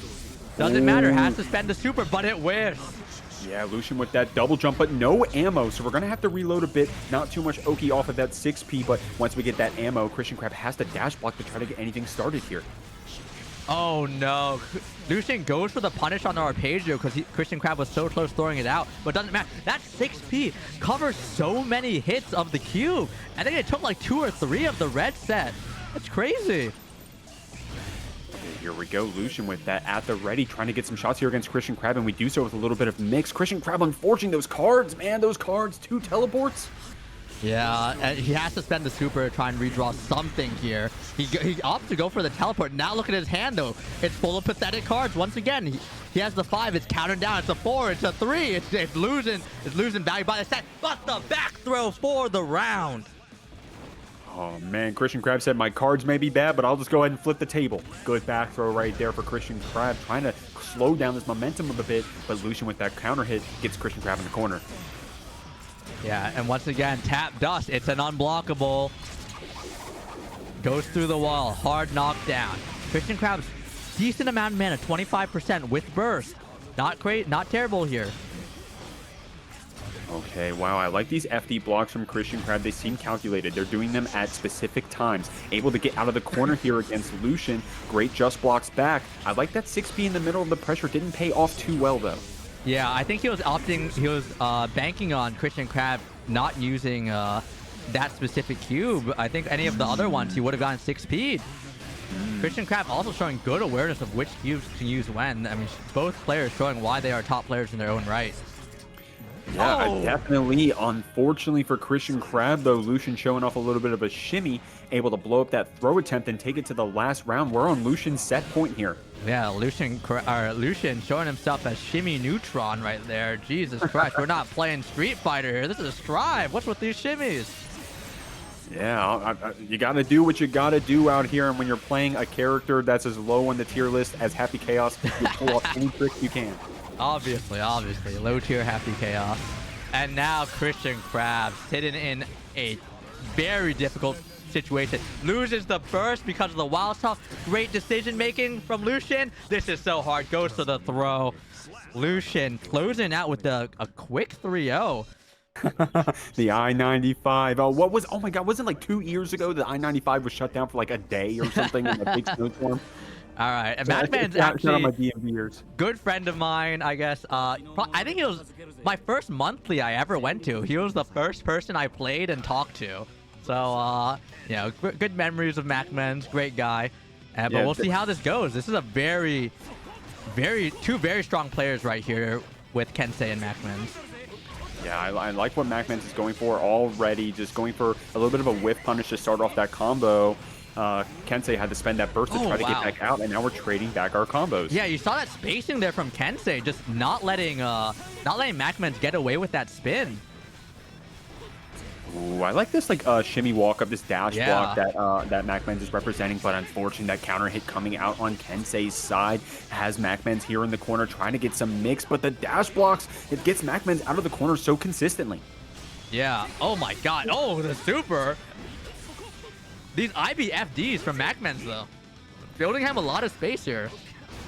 But I don't know if the space is what MacMens wants. He needs to get in there. He needs to put some damage onto Kensei's name. And that's what he's doing right now. Is this kill? It may be. It's definitely going to be close at the very least. Oh, looks like it is going to kill MacMens. Definitely just had a complete change in their play, it seemed like. They went from doing this whiff punish sort of neutral to, hey, I'm just going to smother you with these good Anji buttons. But look at Mac. These IBFDs are on point. Not letting Kensei get away with any of this. Here we go. One thing about both these players, right, as MacMens does this combo here, they both love 2P on their respective characters. Yeah. Not afraid to hit it. Not afraid to hit those buttons, I will say. I mean, two players I played many a time as well. But here we go. MacMens take him in the corner, but Kensei, look at the meter. Look at the resources on Kensei's side. And Kensei, not a hard knockdown, so he can act here. Yeah, Kensei stocks are up. It looks like we're going to go for Stun Dip or Red RC. MacMens is going to trade that burst, trying to stay on the 95 if we can help it, but Kensei fighting back with this Red RC. Oh my god. MacMens a little bit outspaced there and then gets hit with the jump in. This shouldn't be enough. No, it is not. MacMens goes for the overhead, blocked by Kensei, but Tap Dust catches us all. Goes to the corner. Does he get it? Yes, he does. Oh man, that little footy, that little toesy right there. We don't drop those. We do not drop those. He may be the macaroni man, but there's no spaghetti on the ground there. Damn, absolute bars right there. And I could feel the DMV crowd behind me. Of course, we need some in the chat as well. DMVers, let me hear you. Yeah, where's my DMV representation at? My Xanadu homies. Where are you guys at? Supporting my boy MacMens out here. All right, but let's see what's going on in game 2. Oh my god. The charge. Oh my god. Kensei throwing out these heavy fireballs. Really scary stuff. Oh, but I like this Wozgozz combo from MacMens. I don't want to say force, but takes the burst from Kensei. We're trying to keep MacMens in the corner, trying to represent these angled stun edges, but MacMens gets the first hit right here with this counter hit. Yeah, good run up 2P, calling him out for backdashing like that. And looks like we got the wall break. MacMens opts not to use his meter for the hard knockdown. That is something that when I first played MacMens the first time, I recognized that he does not really care too much about the hard knockdown as Anji. Probably just because Anji can spin around and get in easily, but I found it very interesting. Yeah, I'm trying to remember back to the Season 3 MacMens play that I was watching on streams, and I'm trying to remember how often they used Wild Assault to get those hard knockdowns. Yeah, so I wonder how much I recall thinking, like, even back in Season 3, I was like, he doesn't use Wild Assault to hard knockdown sometimes. It's very, very interesting play style, because it seems like that's the thing that most players would do every time. But yeah, MacMens getting the wall break here. Kensei does have meter, though. It is a little scary, and about to build back burst. Oh, but here it comes. And the positive bonus is cranking over there for MacMens. We were able to get that 50 tension from it and get our burst back to spend it. But the OTG from Kensei is going to deal a lot of damage, if not just straight up kill. Oh, no, but it didn't wall break. Oh, no. Oh, my God. We're in. These two P's catching him out, but then Gold Burst. I mean, if you're MacMens, you don't mind that. If you lose this round, whatever, Burst is gone. Oh my god, another whiff throw PRC. Oh, I love no. the reactions on MacMens side. Oh my god, it might have been a little bit of spaghetti there, man. We downgraded from macaroni to spaghetti, apparently. Spaghetti mans. Spaghetti mans, indeed. Oh, wait, maybe we're macaroni. We got Kensei over here in the corner. Yeah, we'll see what's going on here. Good IB, but doesn't manage to get the hit on the Fuda arc, but now we're going to the corner. Oh, go off to the reset. I like it. The pressure. Fujin. Oh, Kensei says, get off me. Fuck this Fujin bullshit. Kensei was saying that the whole time with that FD, it seemed like trying to push out MacMens a bit, but we are going to get our burst back, and we do have 100 meters, so this is a knockdown. This is positive bonus for Kensei, but MacMens with so many resources. That's crazy. After that wall break, MacMens just stood there. Menacingly. Menacingly. Oh!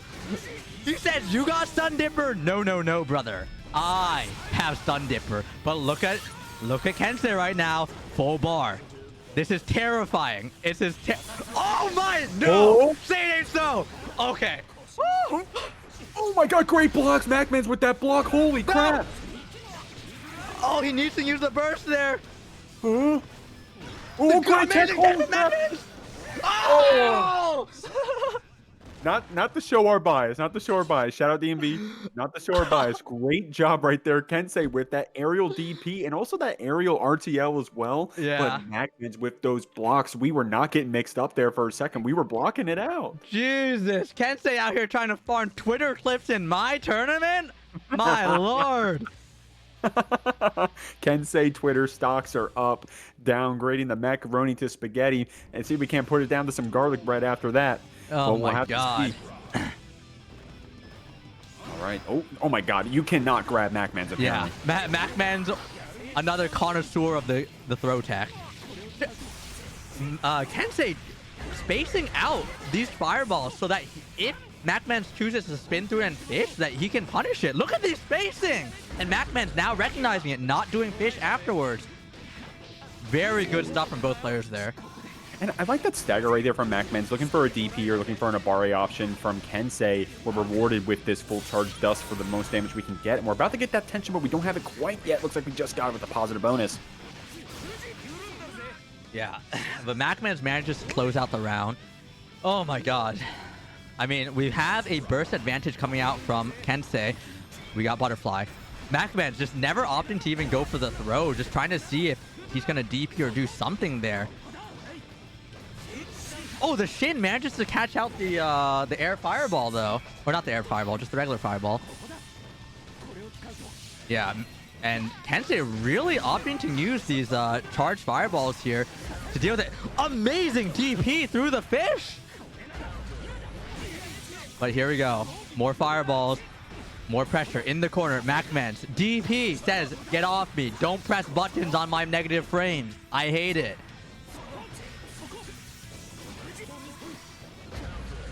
Yeah, okay, and here we go. We're in the corner.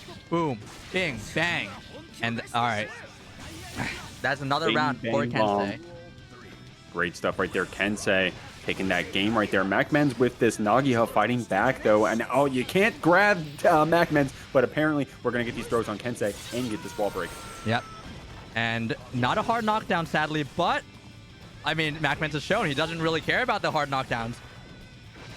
And he spins through, opts to not go for the follow-up again, like we said. Because he is actually very... Oh, no! No, the burst went through for Kensei. We're able to get out of that super, but of course we are on a pixel, but your health doesn't matter until it's 0. Yeah. Using Food Arc to fight back. 5 is going to be the mix. Red RC as well. Oh, MacMen's blocking it out, though. MacMen's blocking the unblockable. Manages to... Kensei barely whiffs the throw. And MacMens manages to respond with his own and back throws Kensei for the round. Making it 2-1 for MacMens. There we go. If you're a DMV fan, surely you're excited about that one. But hey, you got to give it up for Kensei representing... Oh, I'm sorry if I'm going to get this wrong. I believe it's Puerto Rico right? from Kensei. Yeah. Yes. That's right. So representing Puerto Rico. So guys, you got any PR fans in the chat? Yeah, PR gamers in the chat, rise up. But let's see. Yeah. This is so interesting because I do not see this matchup ever.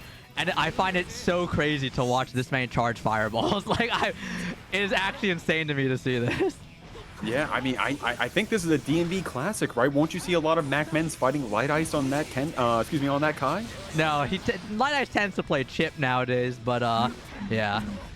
But yeah, look at these charged fireballs. It's actually crazy. I've never seen this many.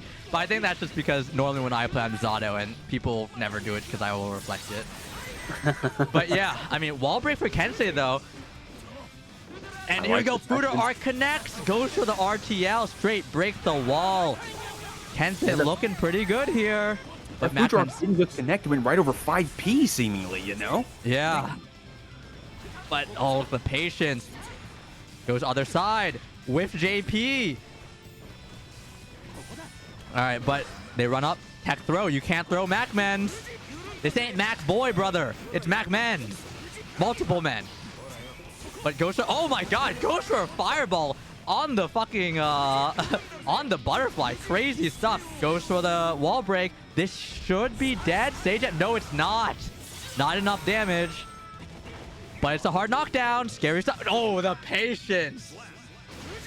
Man, MacMen's so patient. They, you know, if they put in their patience now, it'll carry them through that winner side of the bracket. At least that seems to be the approach that they have so far. Yeah, I mean, both these players, like, you see, there have been multiple instances of them just standing in front of each other, neither of them pressing a button. I mean, just shows the level of respect that they're giving each other and the options that they have been representing. And then a hard knockdown coming out for MacMens. Definitely an option that we try to represent when we got that 50 tension one. Actually, we were pointing out that MacMens doesn't really go for it too often. So when we do go for it, I wonder what the plan is. I wonder if we are confident that we're going to take it. But MacMens with a great combo here. I mean, yeah, I don't think he was going to build the meter because he hadn't used that meter to RC earlier. His meter gain was lower, but MacMens closes it out with the 7 golden letters. PERFECT. Our forefathers founded this great nation on 3 things: life, liberty, and reliable weekly brackets.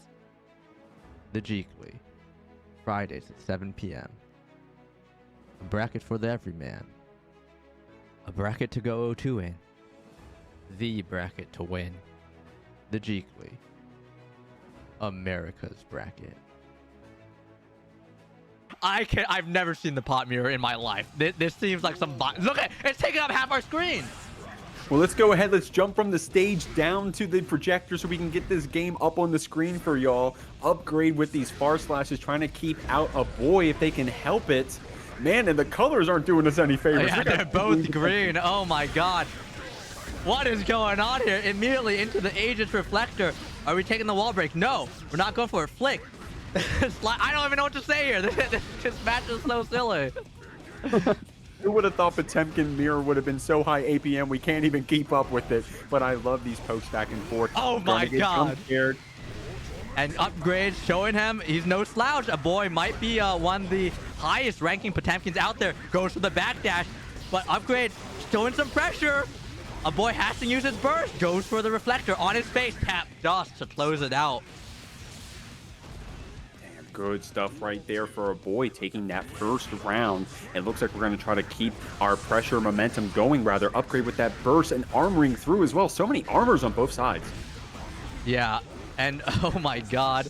This is so weird to watch. Both players keeping their space, though. Oh, big counter hit, though. And here we go. Garuda. Garuda. Garuda. Going for that cha-cha slide. Trying what to if I Garuda? Oh no! Don't jump in here, says Aboii. He conditioned him with 4 Garudas in a row, says, second you touch the skies, the hands are coming for you. Oh no. Lord!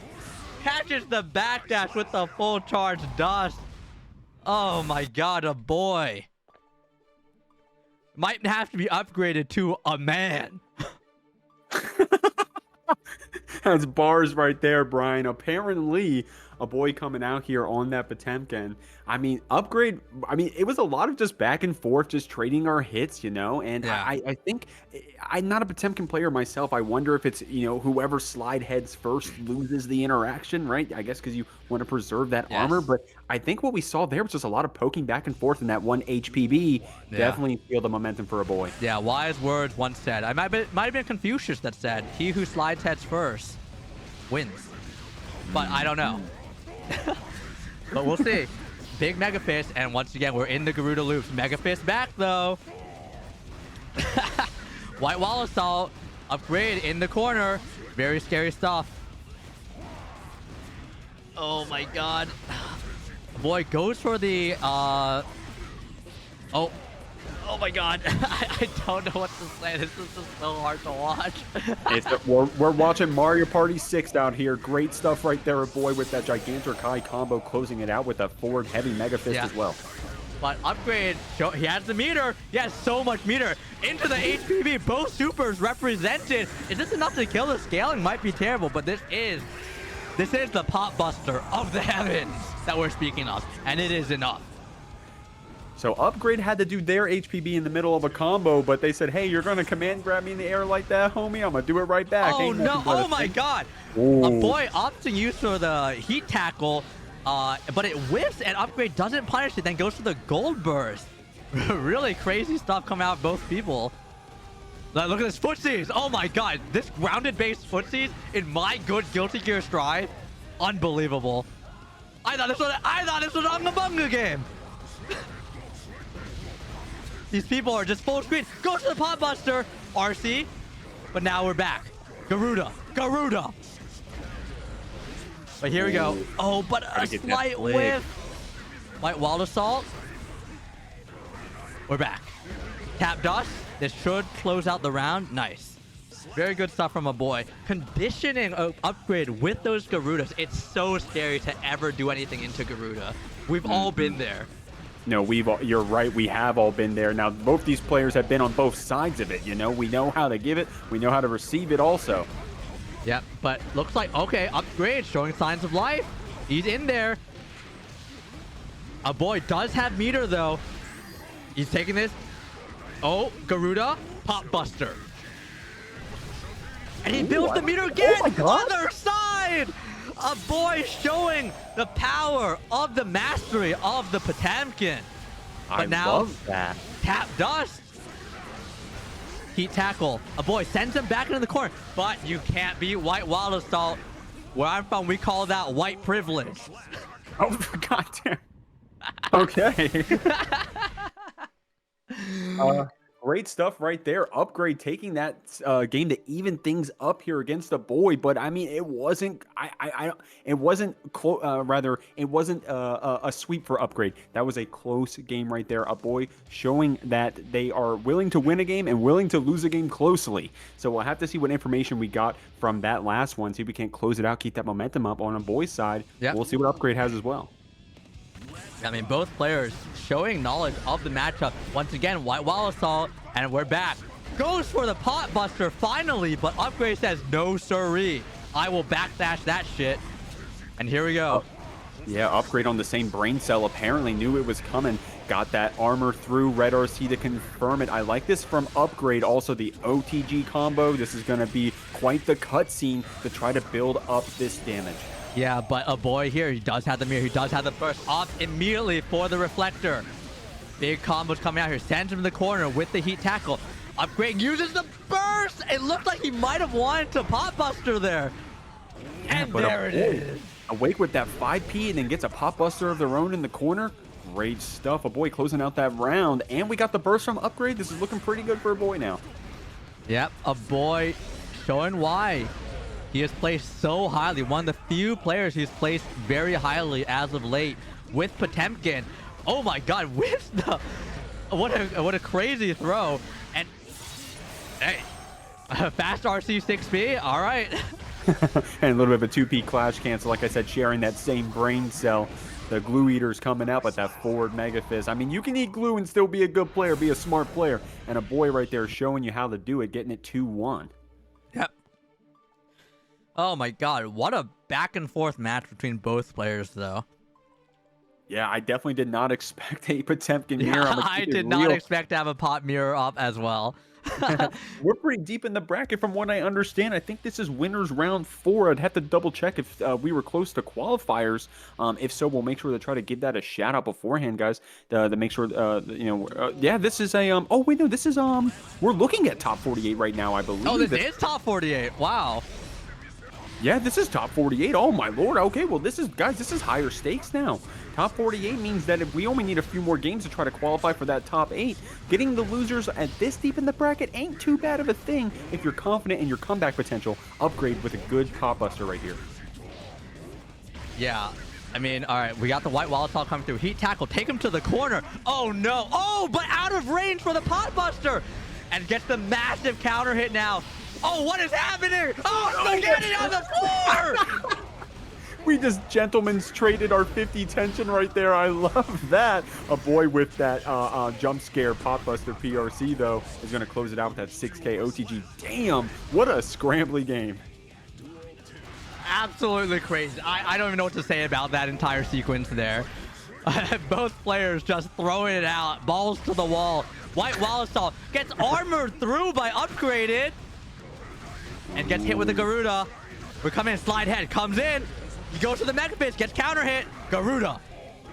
Potbuster, RC! Okay. I think Upgrade was prepared for a backdash or a jump from Aboii side, but we'll take that. We'll take that positive bonus. Oh, a little bit of a trade here. Full screen. Oh, the slide head second pays off. Yeah, and oh my, he's out of there. Yep, and Aboii doesn't opt to go for an HPB of his own to catch him out of the air after his. But here we go. RC comes in. We're in the corner. Scary stuff. Gets the counter hit. Aegis Reflector. Urien, it's over. Oh my, Aboii takes it with the tap dust. We got some killers down in loser side, but first let's talk about this game. Backdash from Dany. Sidvictor manages to get the burst out of him, but quick to represent that DP. And we got big 6P. Sidvictor getting in overhead. Oh, unfortunately for Sidvictor, that PRC didn't save you from the far slash. Dany fighting back here with that red aura, gets the throw as well. Red RC to get the positive bonus rolling. Great stuff, Dany, but it's still a Slayer round. It could be a Slayer round. Yeah, I mean, we all know, we've all been there. Anything can happen against Slayer, but anything can happen when you get Stun Dipper RC. But let's see. I mean, round 1 goes to Dany, goes for the low. Other side again. Good blocks from Dany. Goes to the command grab, but the IBFD keeps Sidvictor out of range for it. Good stuff from Dany. Goes for overhead into the low. Wall break. Hard knockdown. Shock state. I like that from Dany, just doing the bread and butter, that Sacred Edge wall break. Oh, the PRC as well. I think we wanted to be Dire Clad Red RC, but the PRC meant that we were able to keep the pressure going. I like that Aboii out from Sidvictor, but the DP secures the round for us potentially. Oh, we're going to take that burst into the next game. Yeah, I mean, the Sid could obviously tell that he wanted the burst bait. I mean, if he bursted there, he would have died. It's a lose-lose situation. It's so difficult. It's so hard to try and burst in that situation. Yeah, and Dany, one of the kings of burst baiting. I've if you watch Guilty Gear Strive online, surely you've seen this man in a bracket or two. You've seen him bait a burst. He loves baiting burst. We got burst safe options, burst safe routes that Dany has on lock. So he lives and breathes burst safe. You ain't never getting his burst, and you ain't never bursting on him. Well, here he goes. Sidvictor trying to get something started with that 2K and then with that Dany overhead. But Dany, playing kind of patient right here, but unfortunately getting caught by that far slash. Oh no, Power Bunker other side. Luckily, it was not grounded. And he manages to... Oh my god, the YRC! Dany, this is a massive combo here. Oh, DP? Look at that, the zoom out. Oh my god, production, zoom out the camera. Cameraman, we need your help. Pile bunker right here from Sidvictor. I like that fuzzy jump back from Dany trying to get out. Blocks coming out from Sidvictor and attack as well. Nice. Yeah. And I mean, Dany manages to close it out. I mean, the burst is looking pretty even though. It's you can never count Slayer out. We all know it. We all been saying it. This character can and will kill you from 100% if you mess up once. He will, and he'll do it laughing. Nice counter hit JS right there from Dany. Going to go into this RTL to get the positive bonus rolling as well. This is looking like a Kai round, looking like a Dany round so far. Yep, and Sidvictor stuck in the corner. Good YRC. Gets the pile bunker other side, but no meter to work with here. Dany, all the meter in the world. With the deflection possibility, Sidvictor respecting Dany so much. He is so worried about those reversal options that Dany has that he just gave him all that space, and I don't know. But the deflection saves him from the tap dust. And Sidvictor does have the meter here. Dany trying to get that OTG, not enough to kill. Sidvictor with that 2H is going to steal the round unless... Oh, no! Sidvictor went for the stop, but it doesn't matter. Man, so clean. I like that right there from Sidvictor, turning that one into a Slayer round. You're never safe against Slayer if they are awake at the controller. But Dany starting this round off strong so far. Yeah, if Slayer has HP, be wary of your own HP. Good tap dust block from Sidvictor though. Run up throw. Or past RC. Goes for the wall break, but doesn't manage to get it because of the burst. And now we're stuck here full screen. Fooder arc to get in. Tap dust again. Watch your dome. And manages to take the game with the heavy DP. Man, that heavy DP changed for this season 4. Great stuff. Definitely benefiting Dany. You know, you'd think that Kai and Soul would have gotten hit a lot harder with the changes to the universal DP changes and the universal Wild Assault changes, but these characters are still out here. Their pilots of the characters are still going crazy. I mean, look at Dany trying to qualify for top 8 here in this game. Yeah, I mean, Dany showing a masterclass is why he's considered one of the best players out there right now. Sidvictor switching back to his old main, switching back to the Gold Lewis. We'll see how this one works. No matter what it takes, and if that means it's Gold Lewis, Sidvictor is going to pull it out.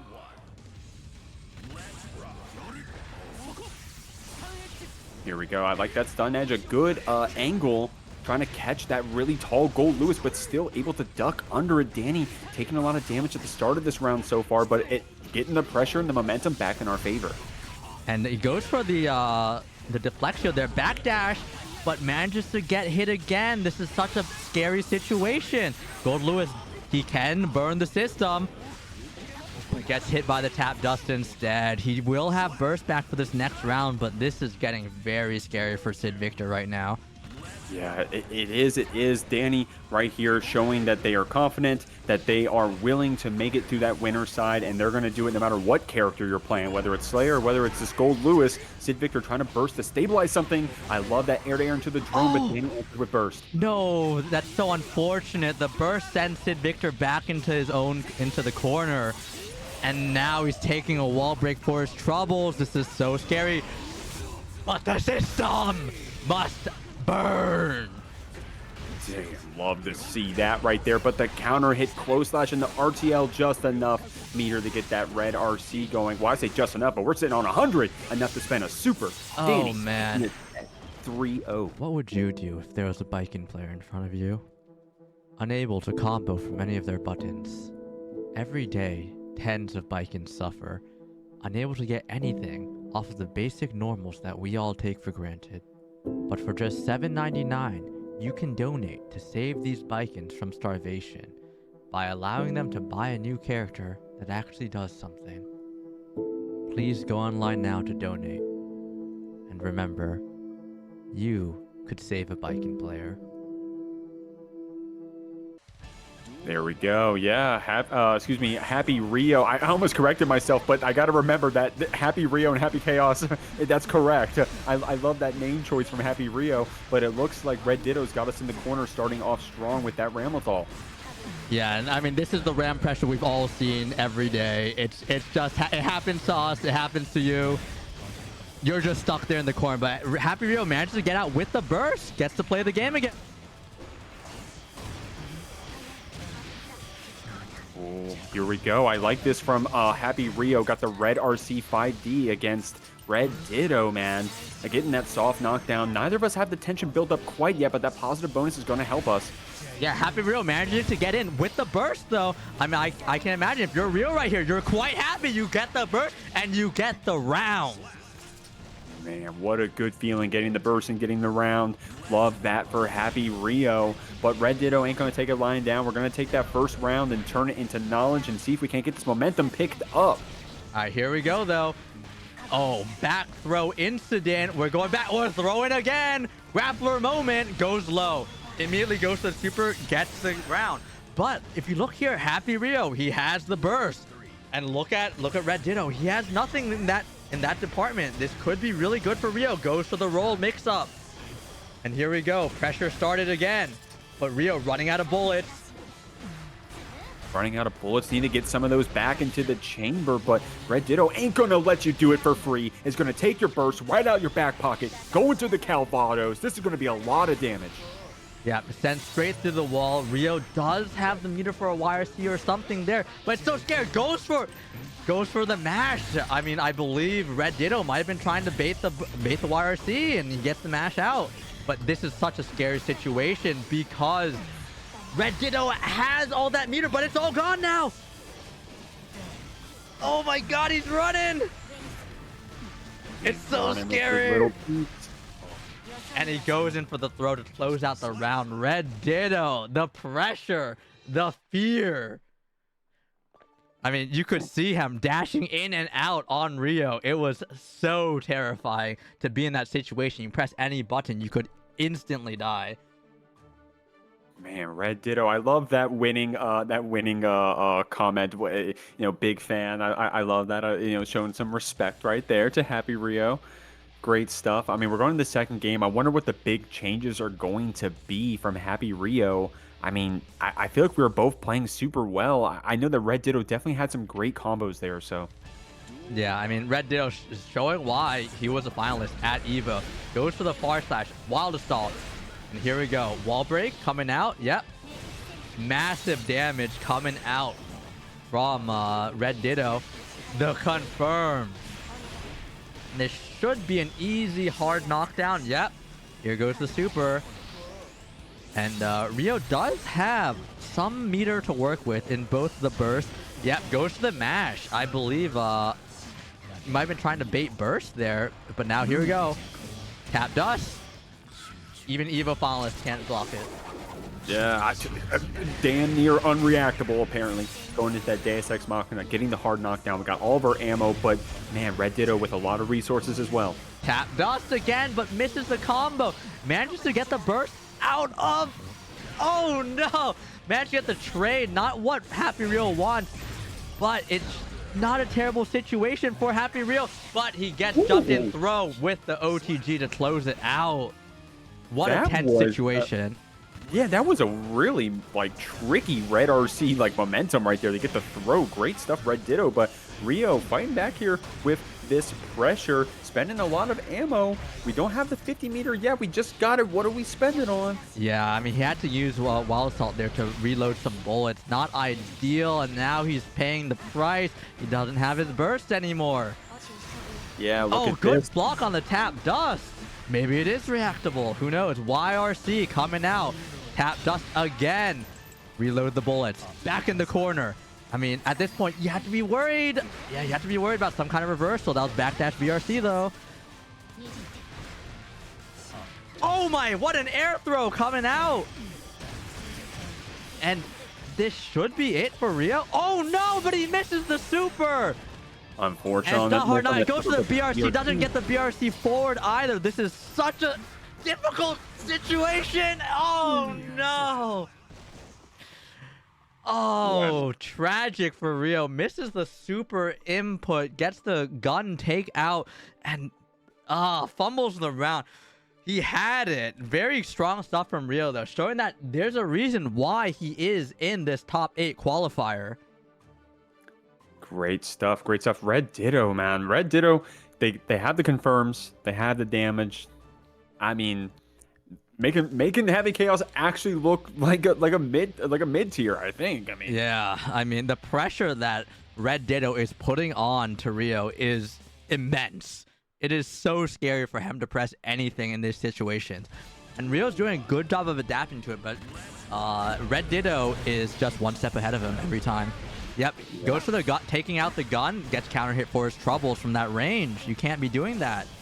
RedDitto trying to zone out Happyrio a little bit, but the roll mix is going to open us up. We're going to get this backdash catch with the close slash. RedDitto wants to spend the burst. Fall back JK. Oh, this is getting scrambly with the throw. Oh no, throw into throw. Don't do it again. Not in front of the children. Into throw. Oh god. But he shouldn't be able to build the meter for super. Oh, but it doesn't even matter. The damage, Ramlethal. They've been calling her. There are kids in the arena, okay? This is a PG-13 event. You gotta be careful out here. Great burst right there from Rio trying to get out of the corner. Managed to get that trade on that hit with the gunshot, but I mean, I feel like any trade, it's fine for Ramlethal. She does not care. But here we go. We're going through the wall again. Hard knockdown.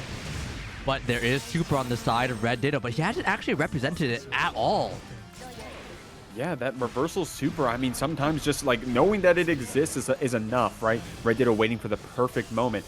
Doesn't have to use it yet. Gets that air dash throw in, but the deflect shield from Rio is trying to reset the situation a bit. Yeah, an amazing 6P to keep Rio in the corner there and manage to get him back in there. And it looks like we're going through the wall, and RedDitto taking this convincingly with a quick 3-0.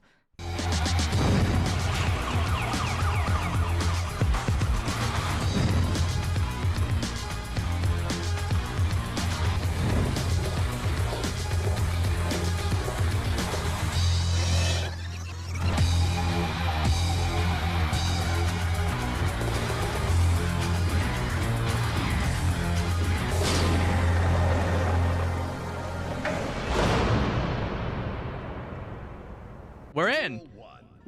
We're in. Let's get on in there, see what we got going on. Great stuff, great professionalism from these players. Even though we rerouted, we brought them in and they were ready to play. Mad respect to them for that. UMISHO trying to fight back here, but the JD from CPU makes UMISHO burst. Yeah, I mean, UMISHO going in. I mean, it's probably this might be the first time I've seen her Happy Chaos on the screen again since ever since the patch. But it looks like CPU showing up. What's up with Faust? But bombs right behind UMISHO. Manages to avoid it. Yeah, UMISHO's so awake with that red RC, seeing the bomb on the screen, changing her combo around a bit there, blocking that overhead as well. CPU is trying to get something started. Yeah, and CPU just trying to run down UMISHO. It's so scary to run in there against this character, though, and especially against a character as strong as UMISHO. But managed to go for the RC, continue the pressure. UMISHO runs in.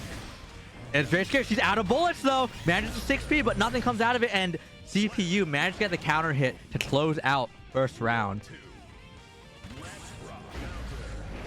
All right. And it looks like CPU managed to get the counter hit.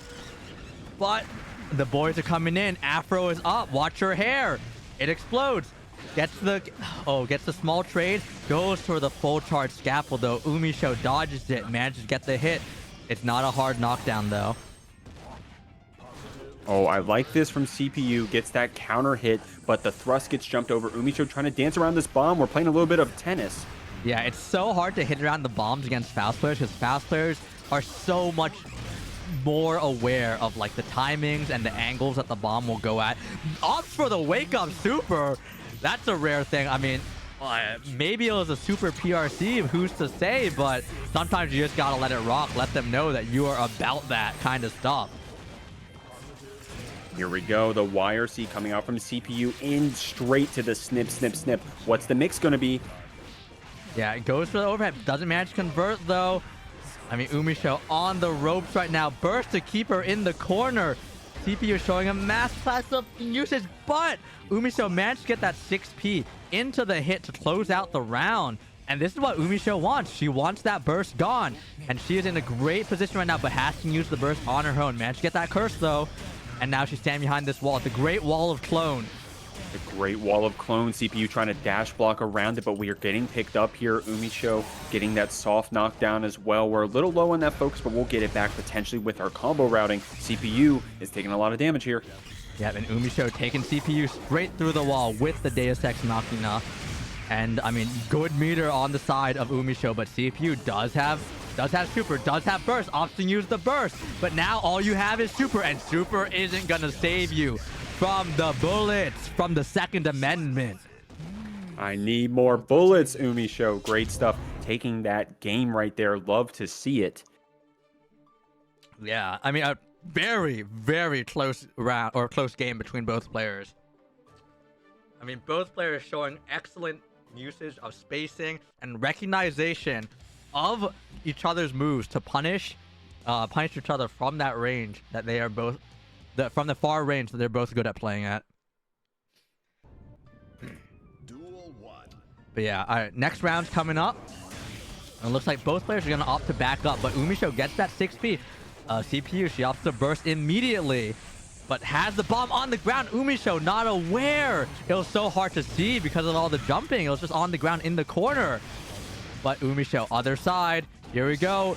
Good blocks, but gets hit by the second overhead other side. So much to think about. UMISHO out of bullets. One bullet's all you need, though. Gets to the reload with the BRC. But here we go. YRC coming out from CPU. Man, oh no! Not a combo on the thrust, but I mean, you'll take it if you're CPU. UMISHO out of bullets, though, has to reload. Backdash, BRC overhead, manages to take the round and close it out for UMISHO. Great stuff. UMISHO showing why she is a player of much renown. CPU with a great round start, though, trying to get something started, but UMISHO with these charge shots fights back, even though we're in the corner. Yep. Oh no! The full charge scaffold manages to catch the ball toss. Actually, crazy stuff coming out from CPU, and the banana catches slipping. Can't be slipping here in the loser side of the tskrBrian birthday bash. BRC mix doesn't quite connect. CPU fights back out with that far slash. Dash blocks as well. Thrust gets blocked. It's getting crazy here. Yep. And oh my god, what an RC. Oh, goes for... I don't even know what side that was on, but that was wild. Manages to catch UMISHO, though, and takes the round. One round apiece. Oh, this is getting kind of crazy here. One round apiece in this game. UMISHO fighting with these gunshots. CPU low on resources, though, so we got to be careful. Throws coming out. Yep, and manages to get the far side. And, oh, is that the Demon Child mini Faust I saw? Oh, no, it was not... Oh, no. Okay, here we go. Managed to get the other side. There he is. The Demon Child himself gets the scaffold, but no pull. YRC comes out, but the burst comes out from UMISHO on her side. But here he comes. He's coming out with a knife. UMISHO expertly dodges the dodge Durango. Oh, that mix right over, though. I love that. The flex shield coming out from CPU, trying to get some air to breathe. UMISHO fighting back with these gun flips. No meter yet. And the Aboii from CPU gets them out of the corner. Yeah, CPU is showing so much patience with blocking all of that gunshot mix, but ends up getting hit by the PRC into the low. Oh my god, clone indeed. It is quite the special. Man, okay. I love what I'm seeing so far. UMISHO is, in fact, cooking. CPU, though, with some great Aboii, great Faust play. This is a character we don't really get to see too much at a high level like this. So thank God we have players like CPU out here fighting their heart out. Yeah, CPU definitely showing that they are no slouch in this matchup. And they're definitely getting some good rounds on UMISHO, but gets hit by their own banana. Oh no. Throw. Other side. Amazing block, but then the roll. You can only block other side so many times. Tap, dust, reload. Oh, I like that from UMISHO because we were super low on resources all around the board, right? So great snip from CPU. Goes for the not the was that a JD that got backdash? I have no idea. I believe it was a backdash BRC, and then it managed to hit it. I mean, good stuff from UMISHO, but the back throw incident, it can happen to you. Don't be caught mashing in this chat. Mashing is a crime. Yeah, you can't be a tskrBrian viewer if you're a masher. Those things don't go well together. Great hard knockdown coming out from the side of CPU. Yeah, and UMISHO, not too many resources represent. She does have burst, but do you want to use burst in a round like this, in a round 1, and have your round 2 be lacking? But, oh, there it is, Mini Faust, the demon child himself, and gets clipped low into the trumpet boys. Or the BM. UMISHO holding her burst there is so smart, right? Because, you know, first off, we're low health, low resources, but the trumpet coming right back as well. I think you would have fallen into it if you bursted. Yeah, I mean, after that super, after the toss super, once you see 2 trumpets, or trumpet, anvil, mini Faust, it's so scary to burst. You can't do it. But UMISHO getting this super, does this go through the wall? Yes, it does. But here we go. What's the jump in? Super PRC backdash on the side of CPU. Gets the counter hit in the air. Oh, the mix just standing right in front of UMISHO. But then the trumpet completely dodged by UMISHO. Oh, I like that 5H after the red RC. That's such a cool combo. Throw red RC and then you get the at the ready shot. Man, that is sick. Yeah, CPU opts to use BRC after the wall break, and UMISHO mashes out. Criminals, all of them. All right, here comes Anvil, jumps over it. Both players in the air. UMISHO gets the counter hit. Immediately burst from CPU. Run back. Coming in. That run up 6P right there from UMISHO, man. Now also gets the curse applied. Isn't looking too good so far, but that counter hit J2K is kind of nice. Unfortunately, only threw a banana. Yeah, the banana's right there too. Oh, UMISHO might run into it. Oh, but it doesn't matter. But there's a bomb right underneath UMISHO. She manages to dodge it. Bomb back with the hair. But it doesn't matter. Throw RC gets the knockdown. Dude, UMISHO was so good about jumping over that afro right there. Spending the burst during the thrust. What's the mix? Oh, a really delayed DVSA. I would have blocked other side. I'll say it. I'll say it right now. And CPU, I believe, taking this game with the wall stop for all time's sake to close it out. Here we go. Going to the game. Immediately goes for the dive. And burst very quickly, but gets the jump in on the scaffold pull. And is this a hard knockdown? No. Opts for the reset. And the tick throw. Yeah, and I like that like dash forward 2K. It looks like a Belial 2L or something. The momentum means you're close enough to get that tick throw after. I like that momentum switch up on the BRC. Doesn't open up CPU yet. Oh my god, the super PRC. I thought it was going to end up with a command throw, but I mean, turns out it just jumped forward. But the afro got a new cut. What's going on? But it doesn't matter. CPU being taken straight to the corner. Deus Ex going through the wall that should be dead. Great stuff right there with the Afro 2. UMISHO flexing on that round win. UMISHO sounded like UMIFro. But yeah, it looks like we got Hammer coming out. Scaffold pull. Oh, scaffold pull again. UMISHO says, get that out of here. Finally, represents the 6P. You can't let those scaffold pulls rock randomly. But here we go. Other side takes corner. We have represented Super PRC before, but man, now with this hard knockdown coming out, it's going to be quite the comeback on CPU's side if we can manage to pull it off. And you can see that reticle just chasing it, but the trade into the round. And it looks like UMISHO will take the set 3-1. CPU putting out a great showing, though. The absolute level of players, I'm amazed, and I'm so grateful for all you guys being here. But here we go. TechAMEK jumping in immediately. Yeah, TechAMEK not giving us any time to breathe, but Dany already fighting back as well with those angled stun edges. I love that aerial 236S from TechAMEK trying to keep Dany here in the corner, but the FDs are pushing the Bedman back. Yep, but Dany always quick to represent. Oh, and the bait on the throw, and manages to get Dany's burst out there. TechAMEK says, don't charge those fireballs in front of me. I will hit you out of it. But managed to get hit with a jump in, but TechAMEK turns it around. Oh, but the FDs from both of our players here. I love that DP from Dany. Always trying to call out those gaps if they exist. TechAMEK about to get our burst back, though. I'm not sure if we're going to spend it. Oh, we do on the Wild Assault to try to keep things on our favor. Dany is showing this DP over and over, and he says, I do not care about your JD nonsense. Get this shit out of here. I love that from Dany. And then that stun dipper red RC to keep things going. Man, waiting so long in TechAMEK's face, saying, hey, you're going to grab, you're going to grab? Well, I'm going to jump. Yeah, I mean, Dany, no fear, honestly. I mean, this is one of the problems that people talk about characters like Bedman, where like if they just DP, you really can't do much except for hard bait it, and it becomes just that very, very difficult RPS game to play. But here we go, Dany keeping up the pressure. White Wild Assault though, the privilege. Oh, misses the conversion though, but managed to get that one. Goes for the install super. And here we go. The bombs. Drop bombs. But Dany was ready. Goes for the... Oh no.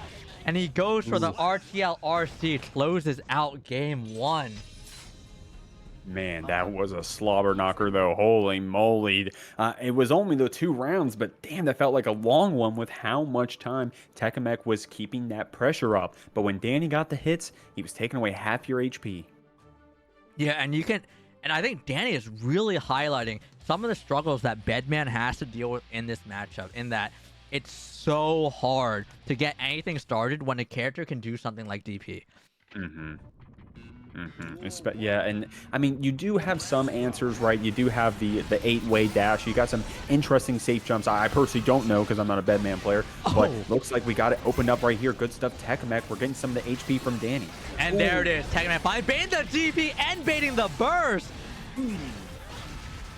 And there it is, the JD, the buffs, goes into super, eyeball boogers into the face, getting that perfect. Dude, that round was amazing from TechAMEK. I'm going to keep it real. Now we're getting zoned out on Dany's side here in the corner, trying to FD out, trying to find a gap so we can jump forward, and it seems to pay off. TechAMEK opting for that 2P into the spin, but gets DP'd for his troubles. And here we go. Oh, finally gets the JD. Dany slipping. No DP that time. TechAMEK. He doesn't get an error stored here, though. Not amazing for him, but he managed to jump over, but gets counter hit by the JS and is going to get a wall break of its own, unless Dany goes for the reset for more damage. But TechAMEK with so much resources, so many resources, but Dany baits the burst. Oh man, I mean, I can't be surprised. I'm always surprised, even though I'm never surprised. Great stuff, Dany, with that burst bait. Looks like that H stun edge is going to turn into a combo. Wild Assault to extend it, and then we get a soft knockdown with that direct clap. Yeah, we're going through the wall. Soft knockdown, but tap dust. It gets us all. We're all mortal. But Bedman might have 0 guts, but he's still alive here. That JS scoop, I love that Season 4 change. Going into the install here for your Oki. Oh my god, TechAMEK just standing outside range of Dany, but Dany opts for the lightning and manages to catch TechAMEK charging up that move in front of his face. Yeah, Dany riding the lightning right through game 2 there, trying to speed run this first game of top 8, y'all. By the way, all the way up in top 8. That is insane. We've made it all the way through to this point, the tskrBrian birthday bash. Damn. And of course, I gotta say, I'm not surprised Dany's here, but a Bedman. TechAMEK is on watch now. I mean, I've been a supporter of TechAMEK for a while now. And he's been a very strong player and has been showing up big results as of recent. And so I'm excited to have him here and show his Bedman, show his stuff at the inaugural tskrBrian birthday bash. Tap dust! Disgusting stuff from TechAMEK. The DP baited! Yeah, and it was with a far slash also. I love that little loop. Oh no! It happens to the best of us, and now we're taking a massive combo through the wall. TechAMEK does have some resources here, but you really don't want to have to spend burst in this kind of a situation. And the just blocks coming out from Dany too, able to buy some time to get that meter to do the YRC. We get a counter hit. Does Tech burst? They do. It does.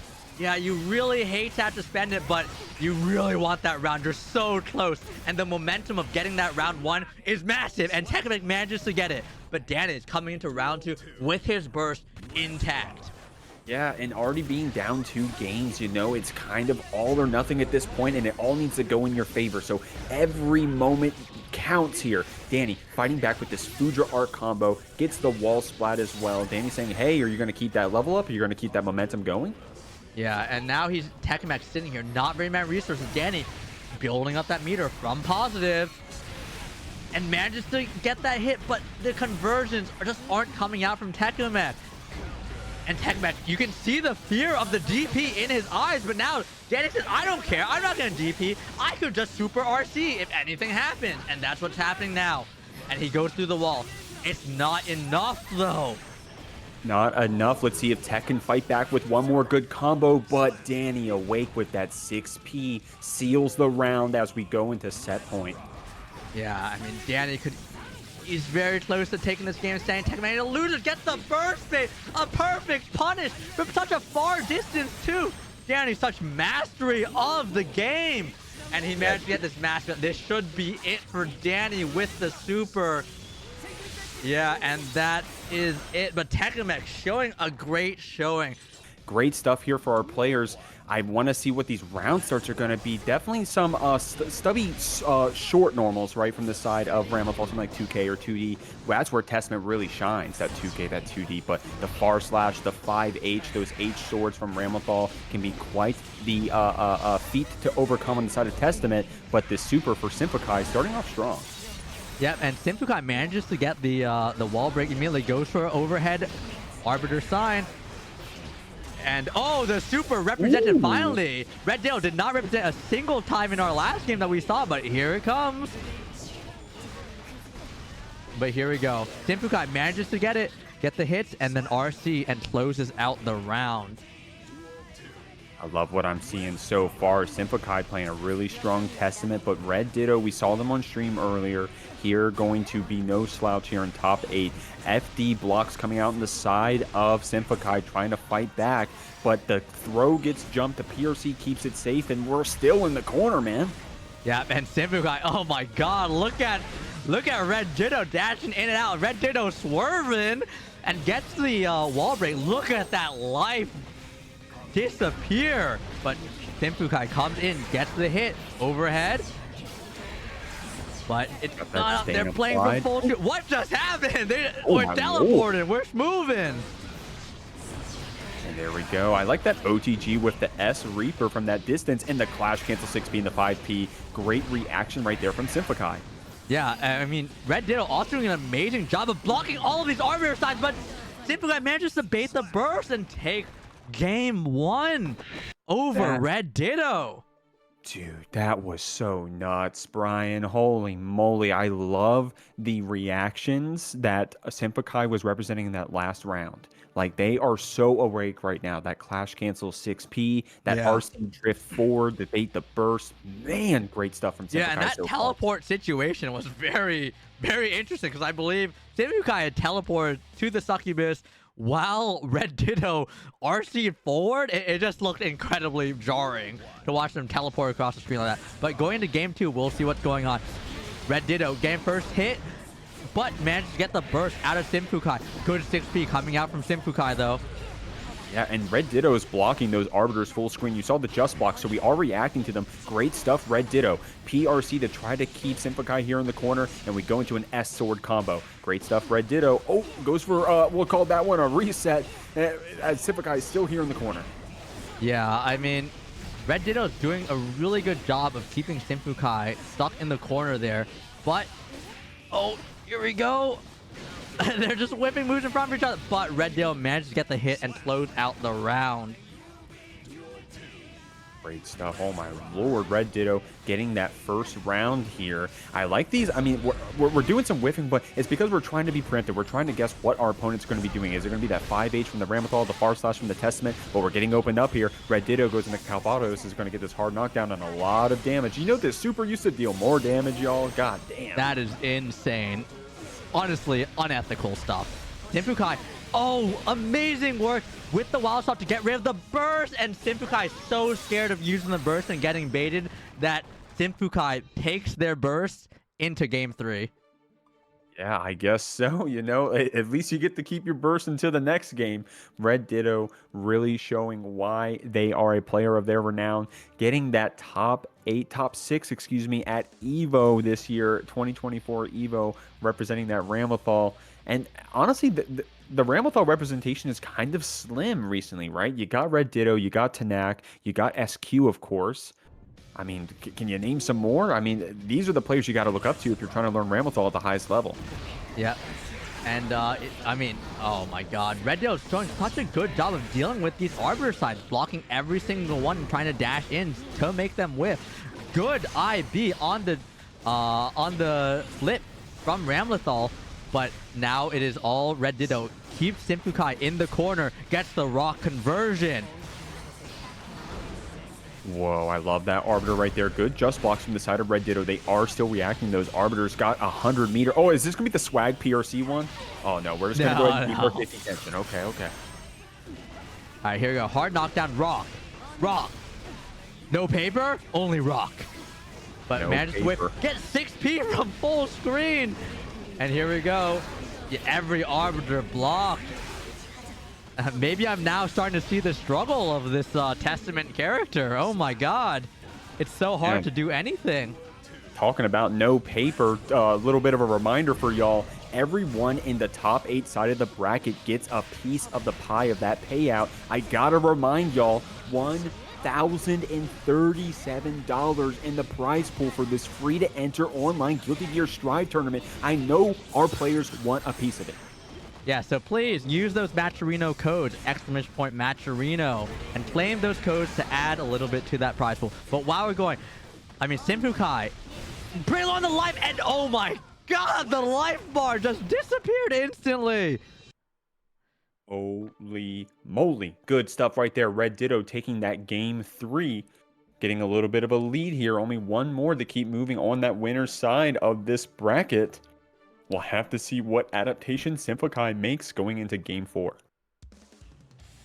No codes left. This community is too strong. Well, thank you all for your contributions to the tournament. We all appreciate it. I'm sure the players themselves will appreciate it greatly once they get their payout.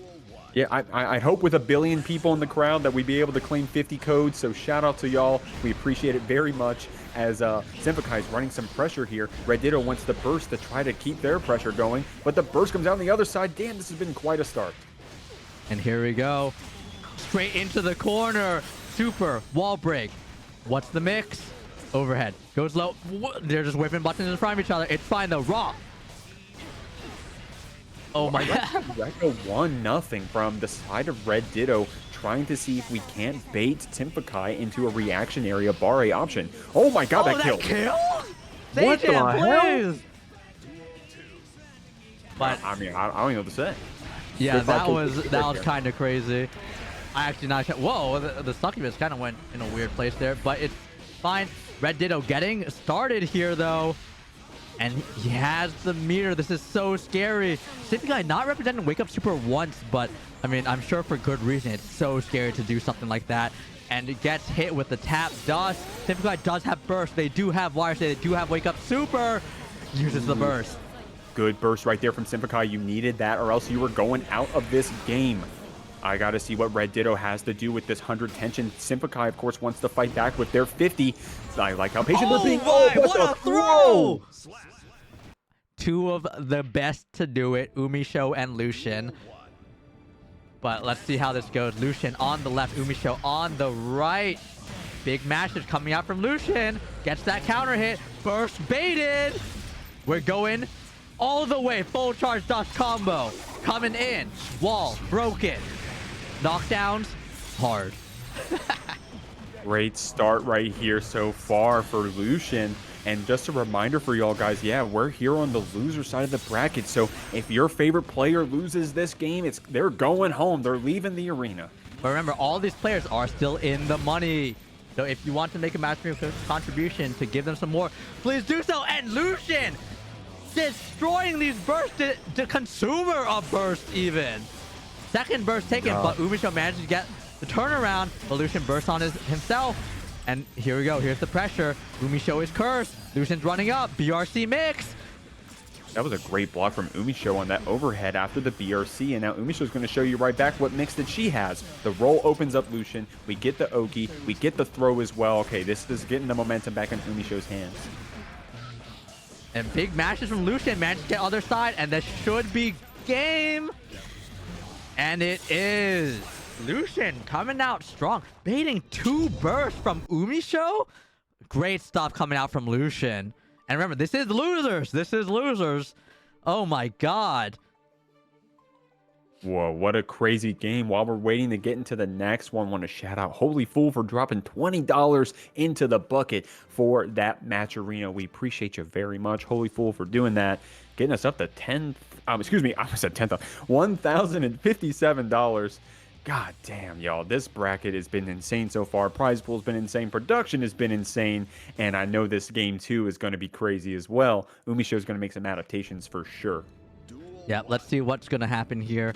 With this game, UMISHO, no slouch, obviously. We all know the name. But gets hit by that tap dust. It happens to us all. And here we go. Pressure in the corner from Lucien. Tap dust again. Lucien out of bullets, though. You gotta reload. UMISHO running low on bullets herself. I mean, it's so hard to get anything started, but Lucien has to reload. There's 1 bullet left. And here we go. Yep, goes for the reset so he can obtain some more. But tap dust once more. Slump. Ooh. Yeah, going for that slump. I like that. UMISHO with a great tech, so active on her defense, blocking those overheads as well. Oh, but the 6S counter hits. Lucien is going to take this first round. Yeah, UMISHO goes for the throw right in front, but slightly out of range and gets counter hit for her troubles. All right, UMISHO starting something, though. Here we go. Goes for run and throw. Lucien manages to take other side, though. This is not what you like to see. Slump again. Clone in your face. Lucien goes for an air throw. Manages to whiff it, but it's okay. He's still starting his pressure. But throw again. Tech, though, by UMISHO. UMISHO taking Lucien in the corner.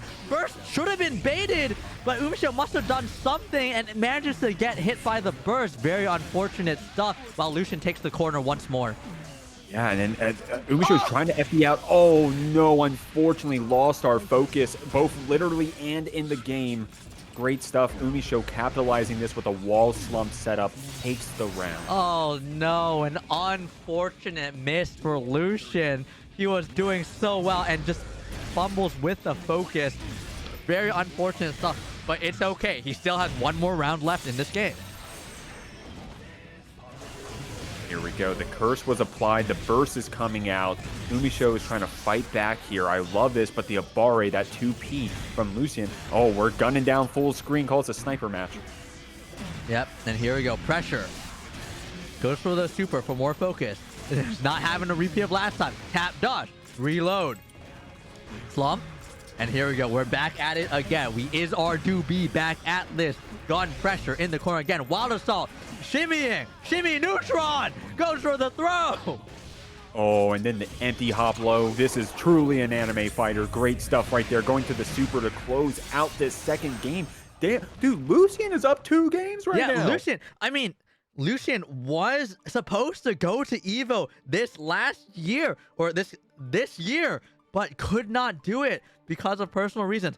But who knows what the bracket could have been had they been in that bracket. This is amazing stuff coming out from Lucien. Imagine it be up 2-0 against UMISHO, forcing her to switch to Soul Bad Guy.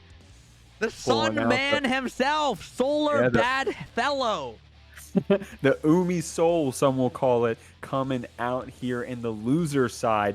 Man, Lucien playing really well so far. Up 2 games. You got to do something like pulling out a new character. Yeah, but and I do not hold it past UMISHO Soul to mix things up. Exactly. But can the power of the sun deal with Lucien's pressure that they've been putting on with this Happy Chows?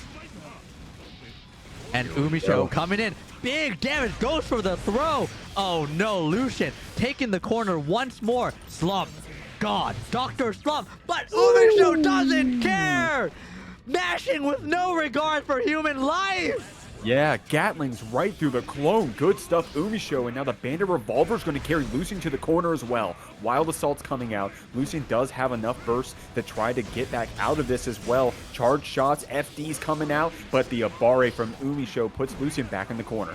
Yeah, I mean, oh my god. I mean, you see these dash blocks coming out, Lucien trying to get that space in onto UMISHO, but UMISHO's pressure is unrelenting with Assault. You see why she's been a top player on this character for the better part of the entire patch. This is crazy. UMISHO is putting on so much pressure onto the player who has been putting on an amazing show against her as of late. Yeah, I mean, great corner carry right there. UMISHO with that Bandit Bringer Red RC to try to open up Lucien a little bit here. FD's coming out from both our players to buy that gap set. We can DP out. Good stuff, UMISHO. Yeah. Oh, the roll mix though. Other side, you gotta block that. But UMISHO goes for the throw. Fast RC. Does this kill? Does Lucien use the burst? He does. But here we're going. It's so scary. UMISHO does have their own burst though. Man, take the super. I don't think this kills without the wall. No, it does not. We're both on a pixel, oh my lord. But we couldn't get through the clone without getting shot first. Lucien stays in this game. Yeah, Revolvers from full screen manages to catch a bullet to the face. Revolver into throw. Here we go. Here's the pressure. Wild Assault coming in. The mash from Lucien. We're going straight to the wall. But drops the combo. Man, oh, these FD blocks coming out. Enough time to get that YRC in on like the third or fourth hit. I love that Lucien was patient with that. Bandit Revolver, Red RC gets blocked. UMISHO goes for the grab instead. We do have the tension for the mix. We do have the Wild Assault on deck as well, but the blocks from Lucien have been so good. Yeah, and UMISHO's pressure is unrelenting. You see some IBs coming out from Lucien, but he has to use so much meter to FD all this to not just instantly explode, and now it's in a terrifying situation. UMISHO has the meter. Lucien does have deflection, but do you need it? Do you need it when you just hit 5K? Oh my lord, Lucien's risk was cranked all the way up to the top, but they stayed locked in, they stayed down backing, and now they're rewarded with a super hard knockdown, but UMISHO with the resources. Goes Wild Assault to get rid of the burst, but misses the combo. Now, UMISHO, the throw to take UMISHO 3-0, eliminating her from the bracket. And here we go. Yeah, let's go ahead and send it over to the stage. Fighting right here, MjKurase wanting to spend that burst a little early here in the start of this first game. We're going to get Sidvictor's burst as well, but that air-to-air is going to turn into some Oki for MjKurase. Yep, and MJ getting his pressure shot. Oh, barely misses the card for that guard crush. Sidvictor coming in now. Misses the pile bunker. And oh my god, just pile bunkering with no regard for human life. And here we go, other side. No, same side. Oh no! The last horizon. What a strapping young man on our stream. Oh man, just had to do it to him. Great stuff. I mean, if you're going to play Slayer in top 8, you got to go for one of them, right? You got to pull out that super eventually. Yeah, it's what we all want to hit aside from those pile bunker loops. It's what we love to see. We have the super, map a punch, going through the wall, hard knockdown. But MJ does have that burst, gets hit by the 2H, manages to burst him back into the corner though. What's the mix here though? It's really hard to do anything without a card setup, but the BRC, close slash, gets the conversion. What does MJ do here? Sets up the card, guard crush, guard crush, guard crush. Oh lord, we're gonna block forever. We're forced to if we're guard crushed, but great stuff, Victor. Holding out all of those cards just to be able to close out the round against MjKurase. Great stuff. Yep. I mean, Sidvictor putting on a bit of a show with this Slayer, showing us the last horizon. You know, you don't see it often, but it is quite flashy, and we love to see it on the stream, despite it being Slayer.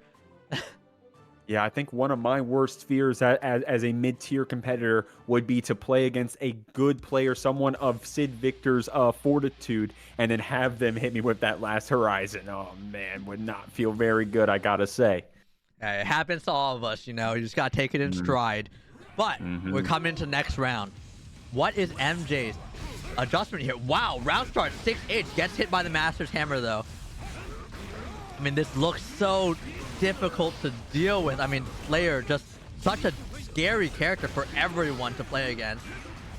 Now, Sidvictor was able to get that Master's Hammer in right there. You know, we saw a few Master Hammer grabs earlier in the stream today. We'll have to see if MJ represents that in their defense against Victor, but we're already down a round. Great stuff.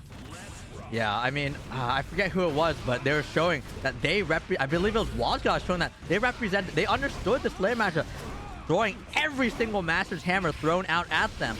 And we're not seeing the same here. But oh my god, a whiff on the command grab.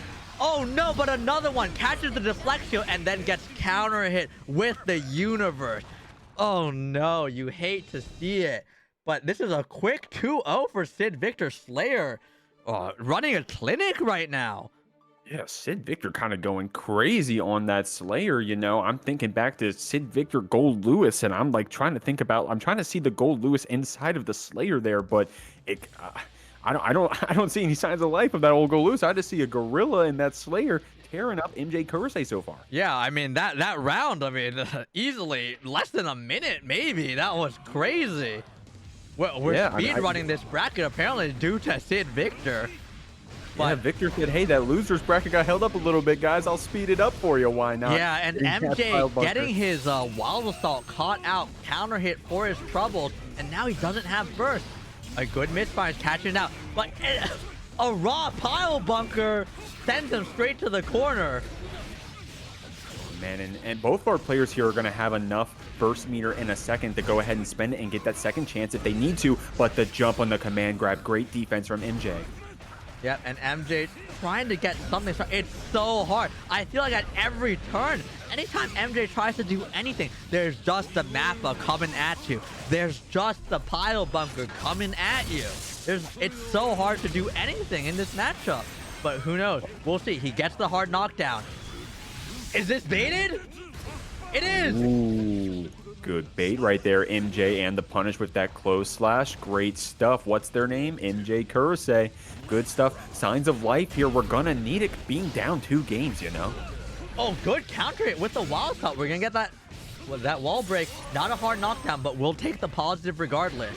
The trade though on the round start after the wall break gets the hit, manages to get the burst out of the Slayer, and this is really good. He has the card in front of him. Yeah, got pushed back in that card, and MJ was ready with those low misfinders, but the defense from Sidvictor blocks it out and gets rewarded with this command grab. The fuzzy jump. Oh, no. Yeah, you have to burst there. Sidvictor had full meter. Goes for the tap, gets hit out of it. What was that? What happened there? He was just standing there. He's trying to go for something for reversal, but he managed to get the Mappa RC. Oh, no. Not like this. No, MJ. Okay, no bias. Set point coming out for Sidvictor here against a player as well known as MjKurase, rocking that Johnny. Exactly, and I mean this is just looking so hard for MJ. Other side manages to shimmy out the command grab. We're going through the wall. What's his name? MjKurase. We're going through. What's the mix? Gold burst baited. Pile bunker raw.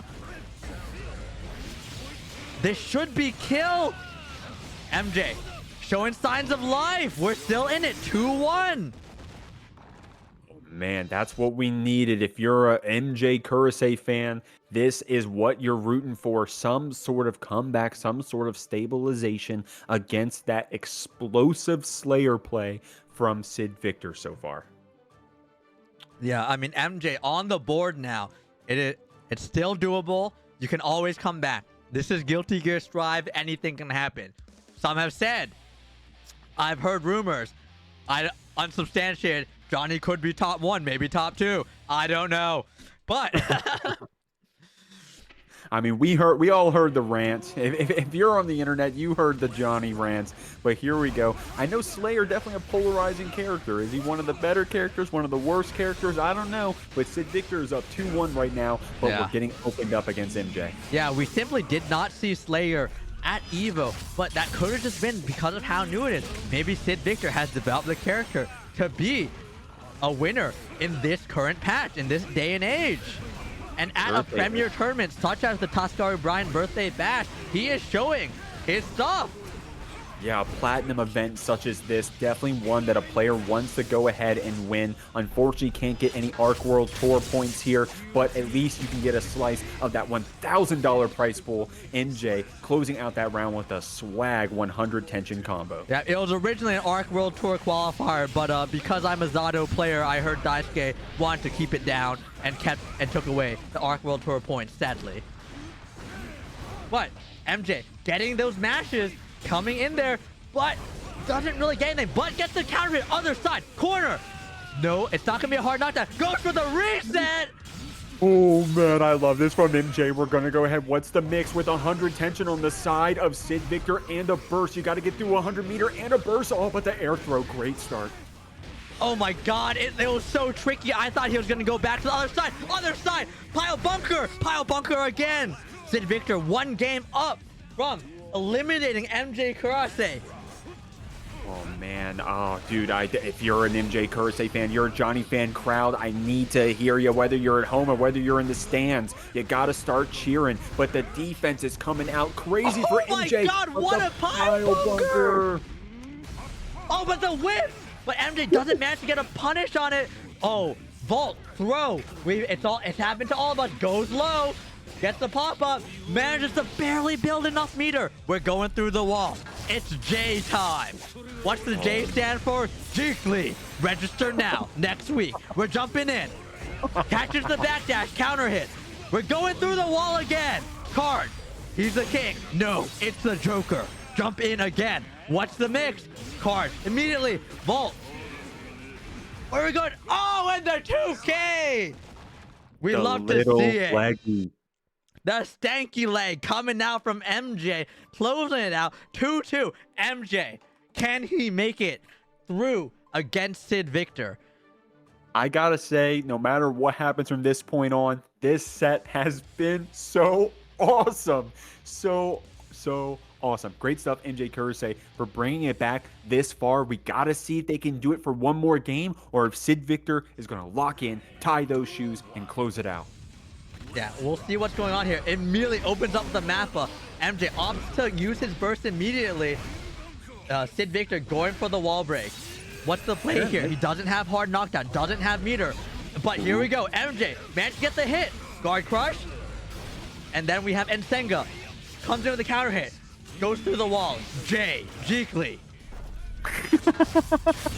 Appreciate that. I know that MJ definitely likes getting that hard knockdown right here, but the 100 tension, are we going to see another Last Horizon, Brian? We very well might. Oh, opting use the super. Did MJ press? No, but you obviously RC out of that. MJ jumps out of the master jam, gets the vault, but the card cannot be flashed from there. Oh my god, and Senga to call out Master Hammer. I've never seen that before. That was sick. Great stuff, MJ. Confirming to the super as well for a swag end to that round as we go into set point. Sidvictor, what do you have to say about that? Sidvictor goes to the other side though, using that dandy or the dash through.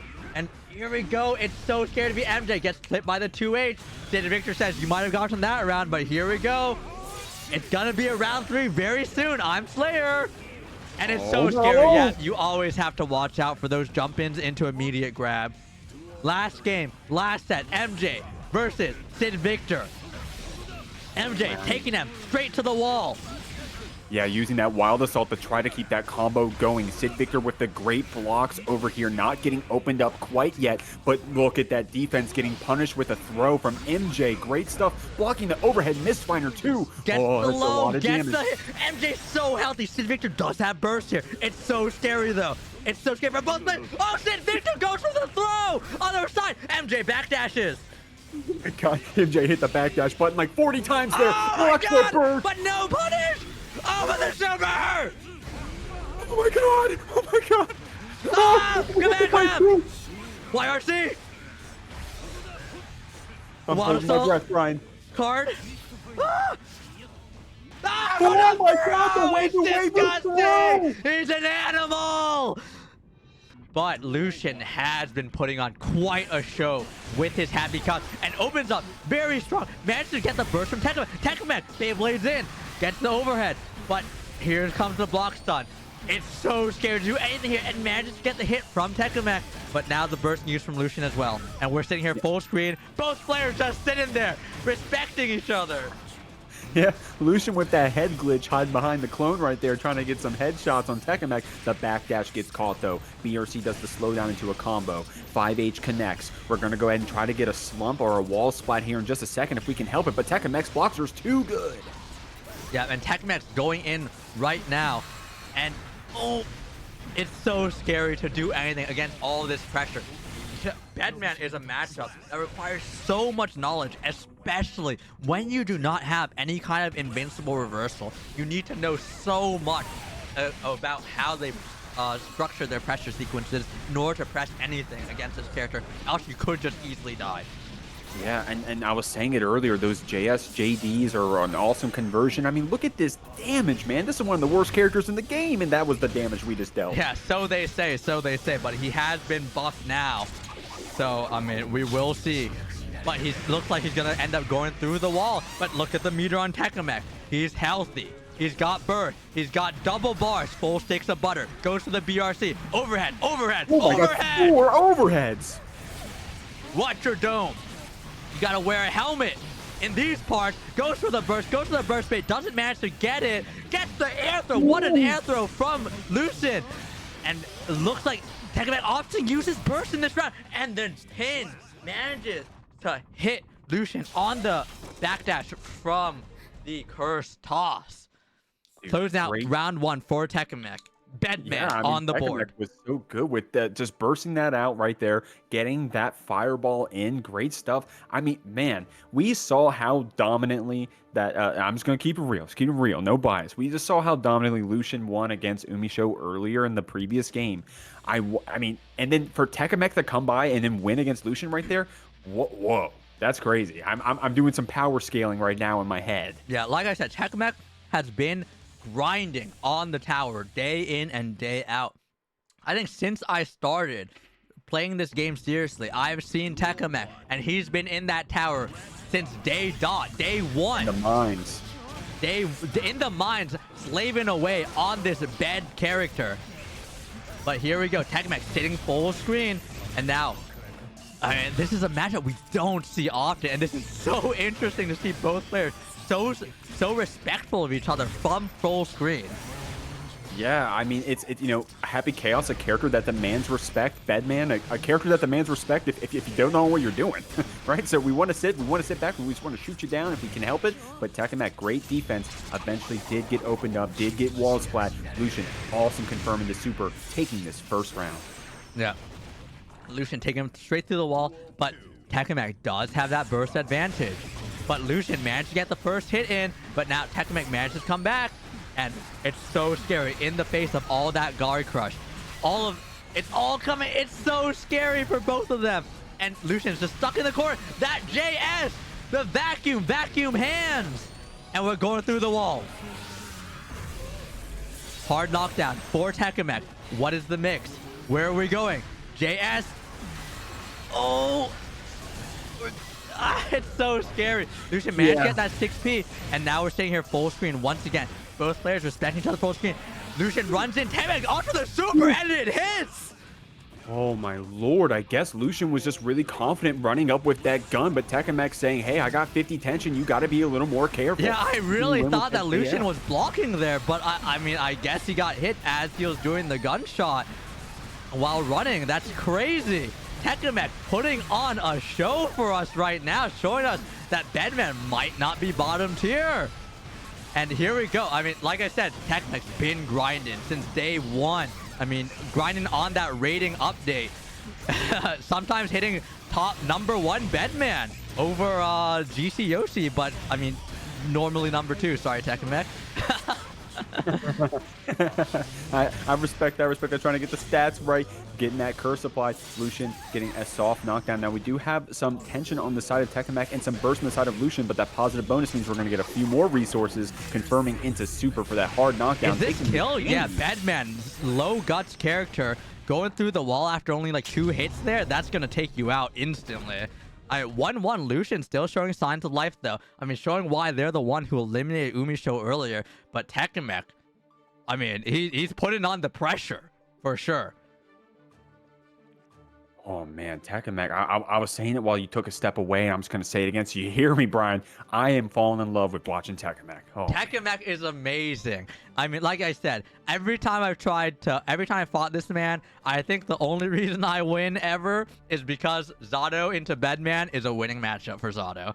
The one and only. That's all we got. Don't take it away, Daisuke. Don't listen to this stream. Thank you. But well, let's go ahead. I mean, I can't just give all the love to TechAMEK because Lucien just won that last game. Been playing their ass off. Shout outs to Lucien. My first time going to a major with CEO Taku. I love telling this story. I sat down with to play some friendlies, not knowing who I was up against. Getting domed by a Happy Chaos for 30 minutes while Lucien's playing one-handed, shaking hands. People walking up, hey, just going by real fast. Hey, Luke, what's going on? You know, hey, how's it going? And I'm just getting domed, and he's playing one-handed. I'm like, man, that is crazy. Yeah. Lucien, definitely a crazy player. Yeah, I mean, I do remember my first major, which was the last combo breaker, and the first day, I mean, day 0, the day before it started, there was one strive setup in one of the lobbies, and I just sit down and play some games, and some guy sits next to me and says, hey, you want to play some games? And I'm like, yeah, sure.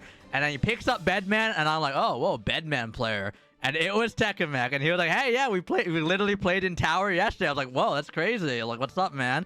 And ever since then, you know, like, we've seen each other around in Tower. I mean, he comes into chat. I come into his chat sometimes, check out what's going on. But what is going on here? So it looks like we're going to just remake the room real quick to see if we can't. Apparently, the connection wasn't so good. If we were online, that is. But of course, we're in person. Yeah, of course. The connections of the stage of Jeekly Stadium or the PS5s are on the fritz. You know, I mean. Why don't you make the room, or one of the players make the room? I'll make it. And then while I'm making that room, I mean, why don't we go ahead and shout out the, I mean, let's go ahead and throw it to the arena, man. Let's see what this arena looks like. Yeah, I mean, we have so many people in attendance today to check out the tskrBrian birthday bash. And like I said, I mean, I want to do this just because I'm really new to the fighting game community, and I started literally just this last year at the beginning of January. It was kind of my New Year's resolution to play more, to compete more, and to be active in FGC. And you guys have just been so welcome, especially in Strive. I mean, with players like Big Booty Man or Damy just welcoming me so much. And so I want to give back by hosting a tournament like this. And who would have guessed that it would become a premier tournament with such massive 1.2 billion players in attendance live at Jeekly Stadium, with such big names and Evo finalists playing in our tournament. You know, yeah, I mean, every time a counter hit comes, I feel the roar of the crowd, I feel the stomps of the feet, I feel the cheers as we're going back in, trying to see the winner of this set. Going to be between Lucien and TechAMEK. We're even 1-1. We'll have to see who gets the momentum back in their hands after this a little bit of a icing here, you know? All right, and it looks like we're going to be going back into game, back to the stage of Jeekly Stadium, with it being, I believe, 1-1 right now. One for both players, but TechAMEK already opting to use his burst. I mean, it's very scary now. Yeah, I mean, if we get stuck in these roll combos afterwards, these roll mix-ups, it's going to be a bad time. But it looks like the burst from Lucien is going to get us full screen a little bit, but that roll opens us up, and the Oki is going to be a throw. Yeah, it looks like TechAMEK did something for reverse, will manage to get hit by a throw. You always RC up there. We've seen it time and time again if you ever fought Bedman. And here we go. Now we're staying full screen, but you can't get that arrow state out because what's sitting there? Gunshot. The second amendment in your face. Good text from TechAMEK. They call him TechAMEK for a reason. Yeah, they got tech in the name, lets you auto tech, but the run up 2K from Lucien opens us up. We got 100 meter. And we're going to go through the wall with that hard knockdown. But TechAMEK is going to build burst. He is close to meter. He will be able to represent YRC or Super soon. Backdashes the gunshot. Managed to get the white wild assault. The white privilege coming in. BRC, what's the mix? Gets the hit, but don't confirm. But gets the JD for the round. And both players kind of even on burst. I mean, it's looking really good for TechAMEK right now. Resources are even, but that curse got applied. Great stuff, Lucien, on that round start. 5K fighting back on TechAMEK, but the Aboii means that we're going to put Lucien back in the corner. Yeah, you saw TechAMEK use his wire or his White Wild Assault there, but it's not plus anymore. Lucien did contest it. He did press afterwards, but here we go. We're going through the wall. We had the hard knockdown, and here we go. There it is. Oh my god, goes to the burst bait there. Very interesting stuff. No longer has the install though. Oh, right, and TechAMEK takes it. 2-1 over Lucien right now. One more game for TechAMEK, but Lucien can bring it back. Lucien, a very strong player in their own right, but this is, it seems like this might be actually a kind of a difficult matchup for HappyKaos, or am I crazy? It seems like it's really hard for HappyKaos to take out his gun when Bedman can just shoot him with a needle from across the screen. You know what? That's a good point. And I think we saw Lucien representing in that first game, at least, a lot of setting up that clone, sitting behind that, and doing the head glitch with the full charge shots. Yeah. So if we can get that curse applied, we can get that clone down, and we can just start sniping you like it's Call of Duty, then we're going to be fine. But I think you're right, Brian. I think that that's been a key piece of this matchup that's been helping TechAMEK. Yeah, the needle, it's so scary for Lucien to start doing steady aim, because of the the speed of the needle and the fact that a second one could come out right after because of the error. Like, it's so hard to do anything here. But I don't know. Like I said, I have never played. I've never been one of the players in this matchup. But TechAMEK gets the back throw. Here we go, and we're going in. Oh, and that pressure started. Oh, the White Wild Assault going right under, and then the clone benefiting Lucien here. Going to get that gun flip. Going to get this wall splat as well. Oh, man. Now the resources are close to even, but this hard knockdown definitely going to benefit Lucien. Yeah, at least TechAMEK will build his burst back here, but TechAMEK will have super here. Lucien running up. Here it is. What's the mix? Goes for the concentration super. Gets 6P for his troubles. And it looks like he's still going to be taking the corner, but the back that's on the 5D, but it doesn't matter. Have you ever heard of 5D whiff into gunshot? Oh, man, I don't think I've ever seen that happen before in my life, but TechAMEK unfortunately had to get hit by it. Nice round start, though, getting a lot of HP away from Lucien here. God damn, that was a really good 2 interactions back-to-back. And all of a sudden, Lucien's, what happened to his life bar? Oh, no, the super! And it'll take it! Set point, TechAMEK against a player as good as Lucien. They have been playing their mind out, you know, their heart out, their mind off. I don't even know how to make the analogy work, but here we go. Lucien with the 5D shot. Yeah, Tap Dust keeping TechAMEK in the corner. Has to block this. Hold this. The JS, and now we're taking a combo. TechAMEK off to the reset, but it doesn't matter. You're stuck in here with me, buddy.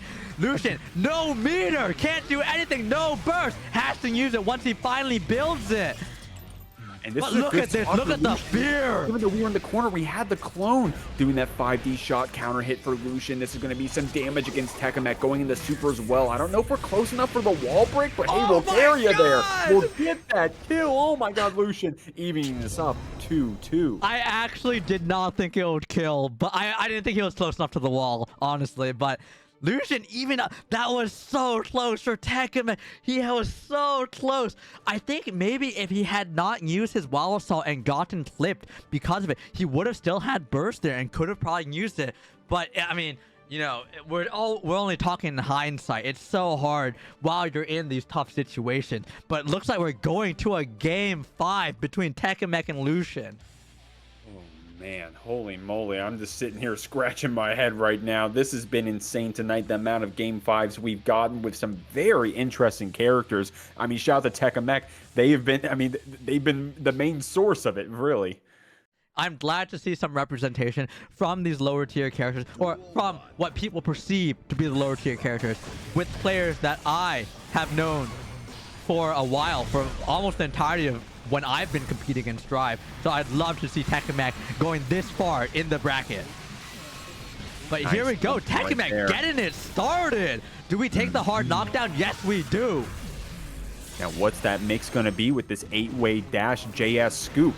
It looks like it's just going to be a standard one. FD not able to... And we're going back through the wall into the kill. Yeah, sadly, Bedman's hard knockdown mix is not amazing, but at least he gets a jump in. And at least HappyCats does not have any kind of reversal to deal with. But that white wall will get TechAMEK in full charge in your face, brother. TechAMEK saying, hey, you gotta press something, homie, or I'm gonna take away your HP whether you block it or not. Good stuff. Didn't get the pick up there, but got the OGG with close slash. But that backdash back throw from Lucien is making this look like a good interaction. Super as well for the hard knockdown. And here we are. We're going through the wall again. TechAMEK does have meter. He will almost have 2 bars. Lucien opts to back up with the curse toss. TechAMEK opts for the super. The burst of get rid of the super. Block on the 5D.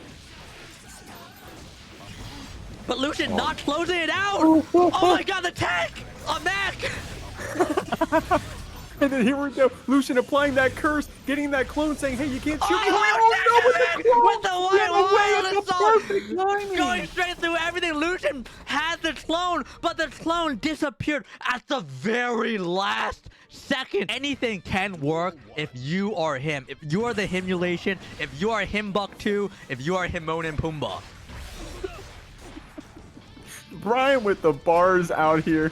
Great stuff. Testament fighting MJ here. I love that the teleport safe jump that SymphAkai just represented. Was that a safe jump? I don't even know. Great super to start this round off, SymphAkai. Yeah, SymphAkai taking MJ through the wall. MJ has burst, has super. What goes on here? But SymphAkai just takes it. MJ with the throw. Not a back throw, though. Not in the corner. Goes for the overhead, though. Couldn't you react to that? No, you cannot. It's disgusting. With throw. RC. Dude, that PRC from SymphAkai, great reactions. In fact, I'm just getting flashbacks to the great reaction SymphAkai had in the previous game. Definitely a player that knows how to read the screen and press the buttons in response. Gets the super. MJ gonna hold on to that burst. Great round for SymphAkai.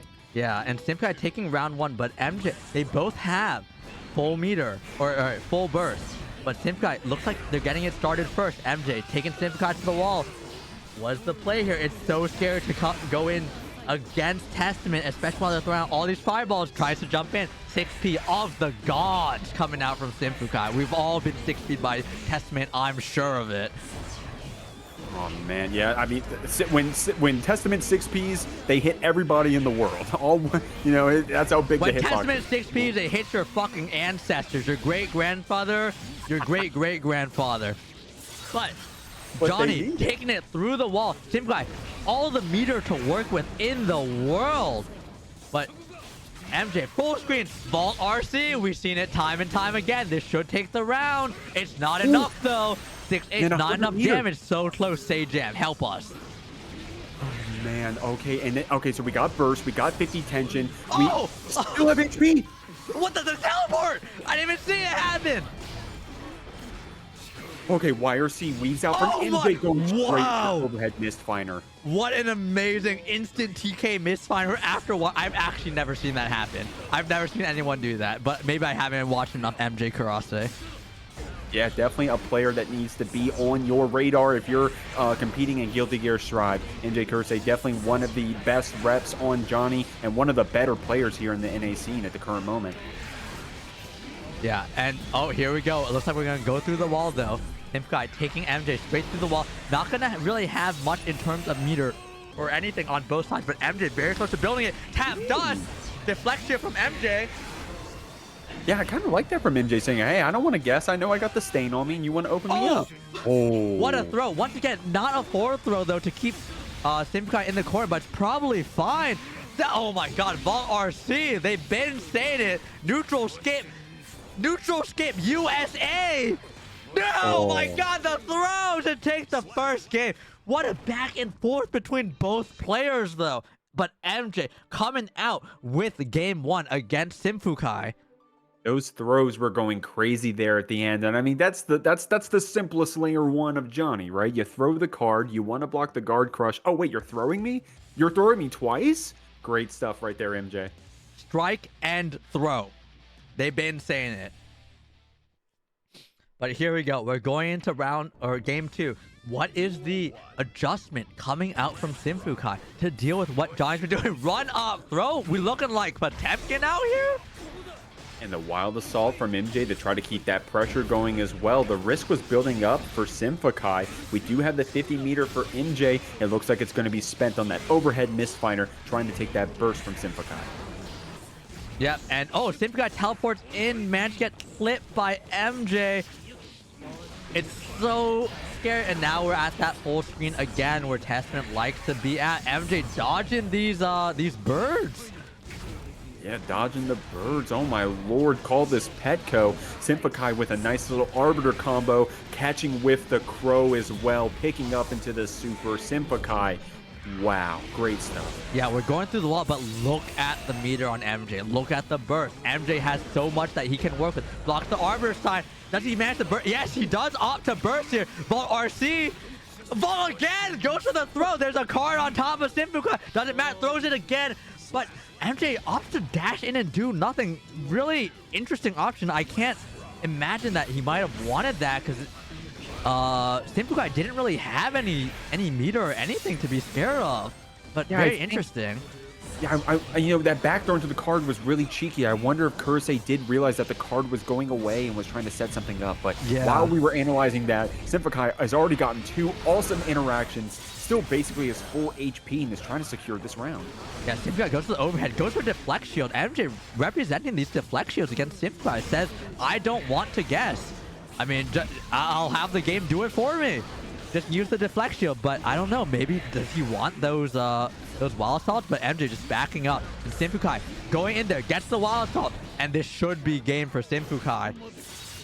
I love simfKai showing us that 6P just real quick, saying, "Hey, you guys remember talking about this button? Here you go. I'm gonna show it to you." 6P off the gods. That was a counter hit wild assault OS. I forgot the exact input, but to get that counter hit / straight into the wild assault combo, great stuff, simfKai. If that was a reaction, oh my gosh. I think it was one of those OSs though. I'm not sure. Yeah, it might be one of those OS things that all the kids are talking about these days, but I don't really know what's going on there. I'm too old for that kind of stuff, you know. But we're going to game 3. Oh my god, what are these whiffs? Very interesting stuff from both players. But it looks like we got stay in state, but MJ does not care. simfKai stay full screen, goes for the teleport. I mean, I've seen a lot of this teleport stuff coming out of Testament as of late, just because of all the buffs that Testament's been getting. And it's been very cool to watch Testament players explore the new things that they can do with this character.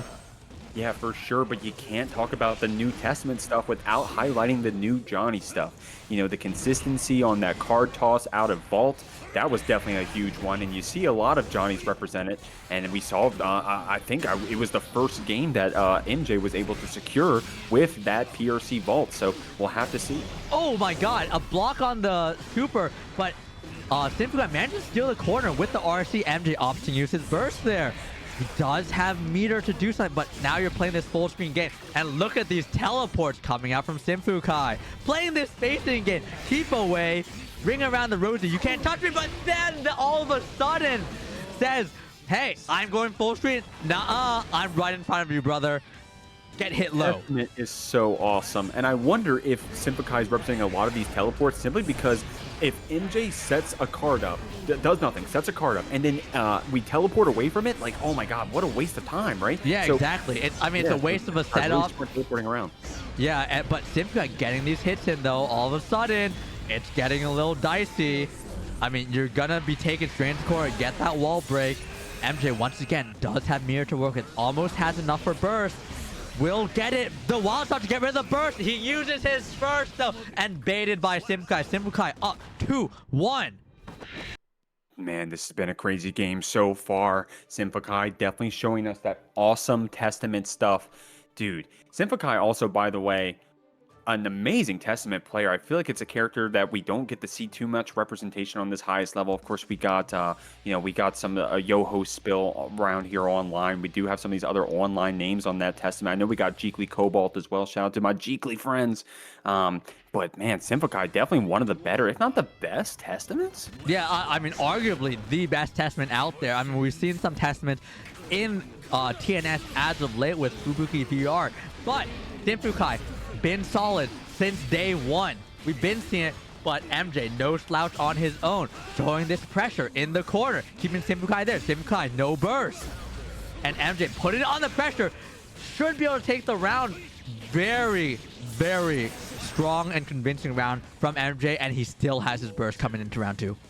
Yeah, MJ definitely happy about that. We're going to need some kind of advantage here, of course, because if we lose another game, we are out of the tournament. tskrBrian, great defense here, card coming down, but able to jump in and force MJ to burst to keep that corner pressure. Oh no, MJ gets that counter, but doesn't manage to confirm. Oh no, gets clipped by the Arbiter up top, gets into the throw. Oh, this is getting scary. Manages to jump out of that Arbiter, does the vault, but he tskrBrian backdashes the throw. Ball again. Oh man, and I think there was a startup of a move right there that got caught by that jump in misfinder from MJ. Now we're in the corner, spending that wire seed to get back out, but the super. This should seal it for MJ. Yes, it does. 2-2. Another last game 5 situation between MJ and tskrBrian. This bracket is going crazy. Oh my lord, definitely everyone is showing up hard for these game 5s, playing for a slice of that $1,000 prize pool at the tskrBrian birthday bash. Brian, this has been awesome so far, and we still got like 4 or 5 more games left after this one. Yeah, I mean, you can't forget that Dany and RedDitto, another EVO finalist, is sitting in winners finals right now. But we still have to be looking at this game right here. It's even up. Last game, 6P coming out from tskrBrian. I mean, these 6Ps looking good from tskrBrian, keeping MJ in the corner. Super wall break, hard knockdown. MJ's got nothing, no sauce, no ketchup. One of the coolest confirms in the game has got to be 5K6H Testament Super. God, it looks so good. And here we are with this S. The pressure's coming. Fast RC, and we're going through the wall again. Round goes to tskrBrian. Perfect. The 6 golden letters, as a great man once said. Here we go. This is set point for tskrBrian. MJ definitely, I mean, MJ came back on a reverse sweep earlier on, so I don't hold it over them to get 2 rounds. But this 2P into the stain, confirming into the super, tskrBrian is going to make it hard for you. Yep, and it looks like we're going through the wall again. This isn't looking good for MJ. He does have burst, though, but tskrBrian has shown that they can bait that burst. They're not afraid to do it. Oh, man, that card right there is looking kind of scary if MJ can go ahead and get a misfinder in. Oh, but the clip on the card, but no confirm from MJ. It was a bit hard, but he goes for the super. Oh, but the RC. I mean, it's a resource exchange, as they say on the Twitters. Research. Yeah. That fireball was so active, by the way. MJ just walked right into it. But we're winning here. We got him, tskrBrian in the corner. We're doing these K-finers, close / counter hit as well. Super to confirm. This should kill. I don't think, or is it? I think it kills. Yes, it does. Last game, last round. Let's hear it, guys.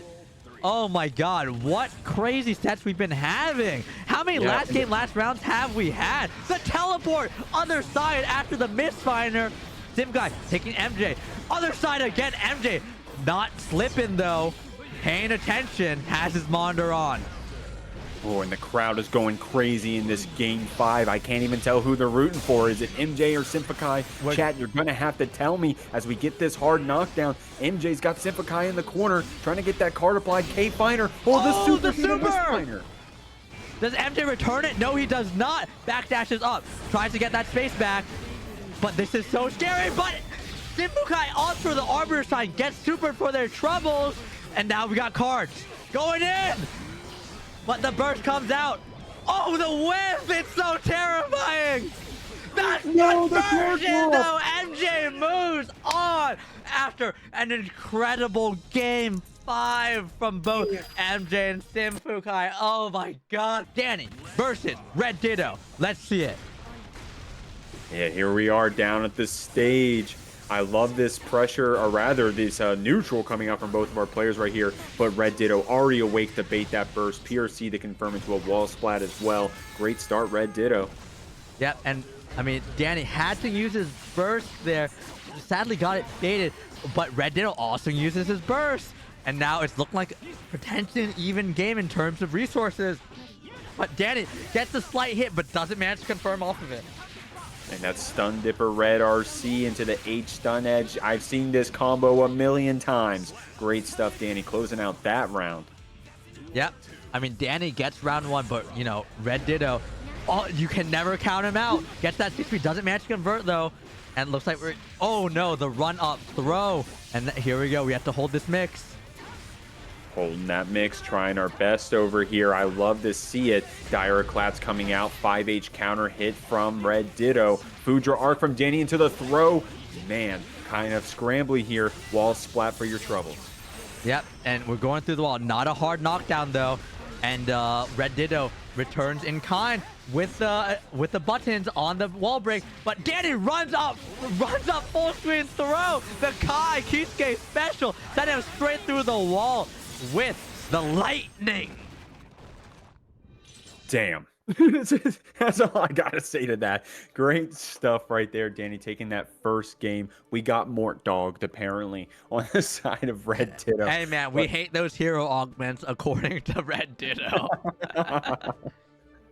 Shout out to my TFT players out there. But we're going into game 2, and this ain't TFT because everyone's already top 8 up in here, and we're aiming for that top 1. Aiming for that top 1, y'all. That gets you a whole cut of that prize pool worth $440+. So you definitely want to get that far if you can help it. Yep. I mean, it was originally 420 because of fun number, but you know, I think they'll be happy to have the extra $20. But here we go. We're going through the wall. The trades again. Tap dust, block, RC, keep it safe, goes low, gets hit, but Dany dashes up, gets clipped by the 2K, and goes through the wall for first round for RedDitto. RedDitto getting around for themselves right here. Oh my god, dude, that combo was insane! Oh no, the burst. The bait on the DP. Good sword toss, calling out the charged fireball. Oh, just blocks coming out from RedDitto. Look how much distance that bought them going into this Rekka combo as well. 6H to pick up both of your swords. Yeah, that almost looked like he might have IBFD'd him into the explosion of the sword, but it barely didn't hit. That would have been a crazy thing to do, though, for RedDitto. Goes for the dive into the RC. This should be the game for RedDitto. 1-1 on the board for both players. Damn. RedDitto answering right back with a game of their own. You love to see it. I think this is kind of like a really fun matchup to watch. Of course, you're going to get spaced out a bit with those far slash and 5Hs from Ramlethal, but Kai and specifically Dany, so good at weaving around them. Yeah. I mean, both players are doing such an amazing job playing around each other. But, I mean, it's 1-1 right now, and this is anyone's game. And, you know, both players very strong in their own right. And here we go. Raw. These IBs coming out from Dany looking very strong with the jump in. Dany gets RedDitto in the corner. Tap dust blocked. And here we're going in. RedDitto has the pressure. The dash block in. Manages to catch the rock after RedDitto tries to press after using rock. Tries to tap dust back thrown. I love that backdoor right there from RedDitto, but the DP comes out from Dany and we're trying to fight back. Fall down JS, Red RC takes the burst from Dany and that counter hit far slash goes into his favor with this 100 meter. Yep, and it looks like we're going to be taking a fat chunk of damage here. Shouldn't be dead. Or, RedDitto does have meter. It is scary. But Yeah, what's the play? Gets hit by the far slash. Great stuff right there. Dany representing that far slash from Kai. Oh, that 2S right there. Pretty smart right there from RedDitto. But the backdash answers it from Dany. DP coming out as well. Yep, and Dany, it looks like he's taking RedDitto through the wall, but he doesn't have enough for the hard knockdown. It's not crazy. Goes for the stun dipper. Goes for the throw from RedDitto. And we're taking Dany straight into the corner. This should be a hard knockdown wall break. RedDitto going into that Calvados, getting that hard knockdown. I'm curious to see what that mix is going to be because we will have 50 tension, but not right when this hard knockdown is going to happen. So what's the mix going to be? Yeah. Into this RTL, no. I was going to say, look at Dany's meter. He's sitting on a full stick of butter. He can do whatever he wants. He can sit there and twerk on his face, but it doesn't matter because of the throw. Oh, man, taking this to the last round here in Game 3. Great stuff. RedDitto trying to get that trade, hitting the H-sword to jail down Dany. We get picked up. We go in the S-sword, and we go ahead and break the wall. Yeah, Dany goes for the dash block, but misses the block portion of that and gets hit by the explosion, and now he's in the corner again. You don't want to be here against Ramlethal. We've all seen it. It's terrifying. IBFD keeps Dany in the corner, but Dany gets the jump in. Sets up the fireball. The IBFDs from RedDitto and from Dany have been insane and so monumental in this game about the active defense. Double JP after that PRC. We get opened up on the H-sword again, and Dany wants to spend the burst to try to get out, but we get stuck right back in. Yeah, the load slips Dany straight into Calvados. Is this dead? I don't... Oh, it is! Oh my god, RedDitto up 2-1 right now. Holy moly, RedDitto showing why they were an EVO finalist and showing that they deserve and demand respect from anyone, including someone as well-known and renowned as Dany here on the sky. Yeah, Dany, goodbye, goodbye, goodbye to everybody. I don't know if anyone knows that reference, but we're going into the next game. RedDitto up 2-1 against Dany. But anyone can win this game, and they're both such amazing players. Dany gets the counter hit immediately. Oh, the JS catches it, gets the burst out.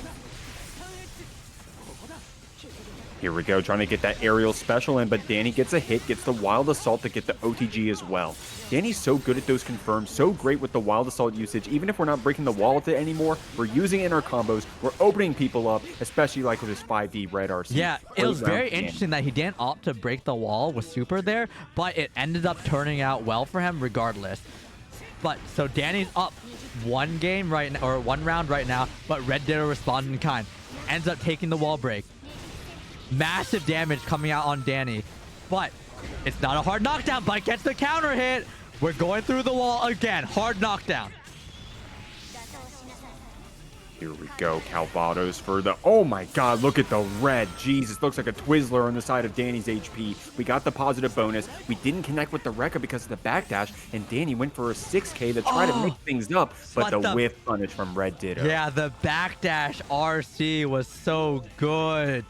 Backdash RC into backdash again and then flips him off of his recovery. And here we go. A good IB from Dan. Dan tries to press after IBing, but manages to get flipped again. But he has to use his birthday. You don't want to be in that situation as Dany. And now RedDitto starting their offense. Look at the meter.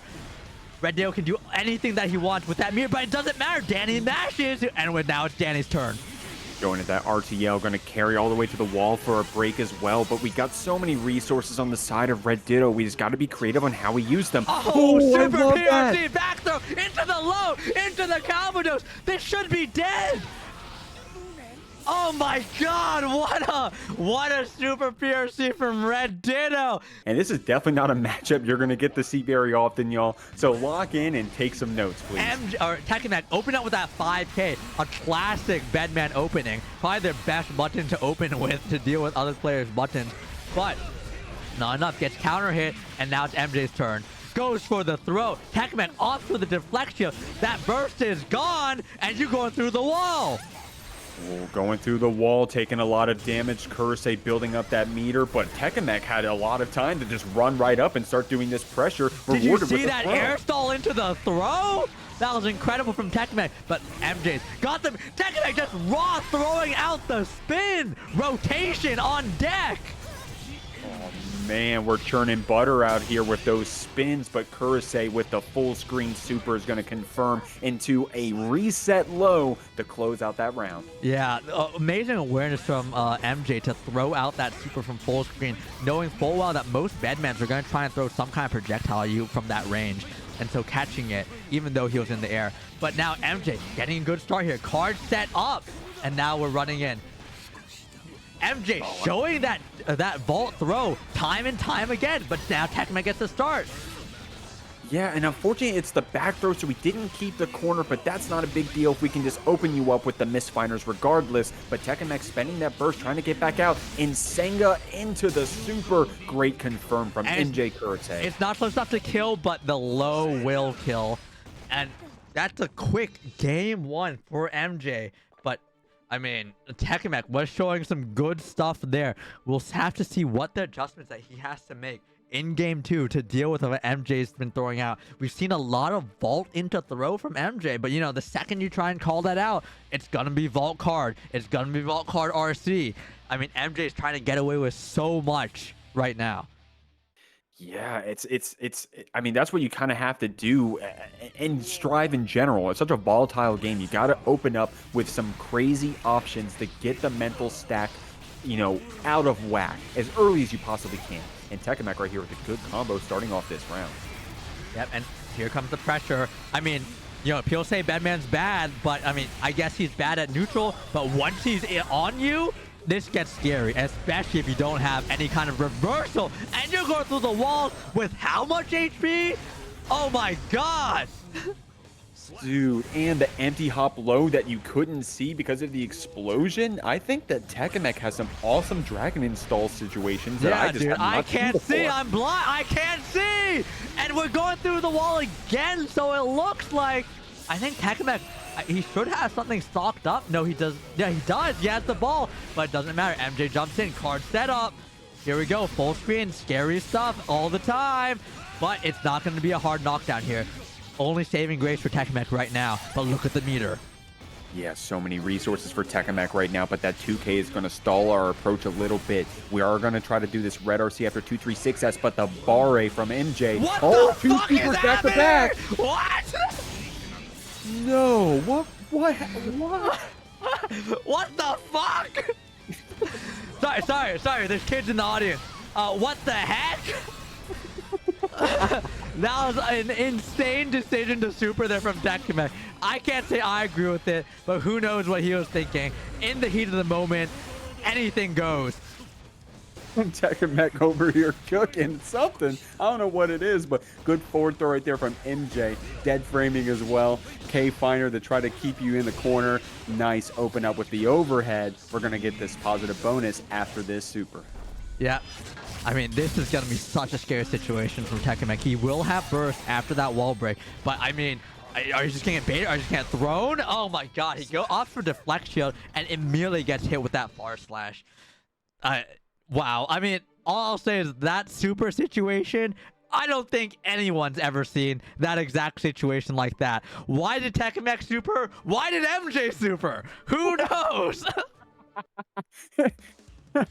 Yeah, I mean, if you get was it 1,000 monkeys in a typewriter, eventually someone is going to do Johnny super into Bedman super full.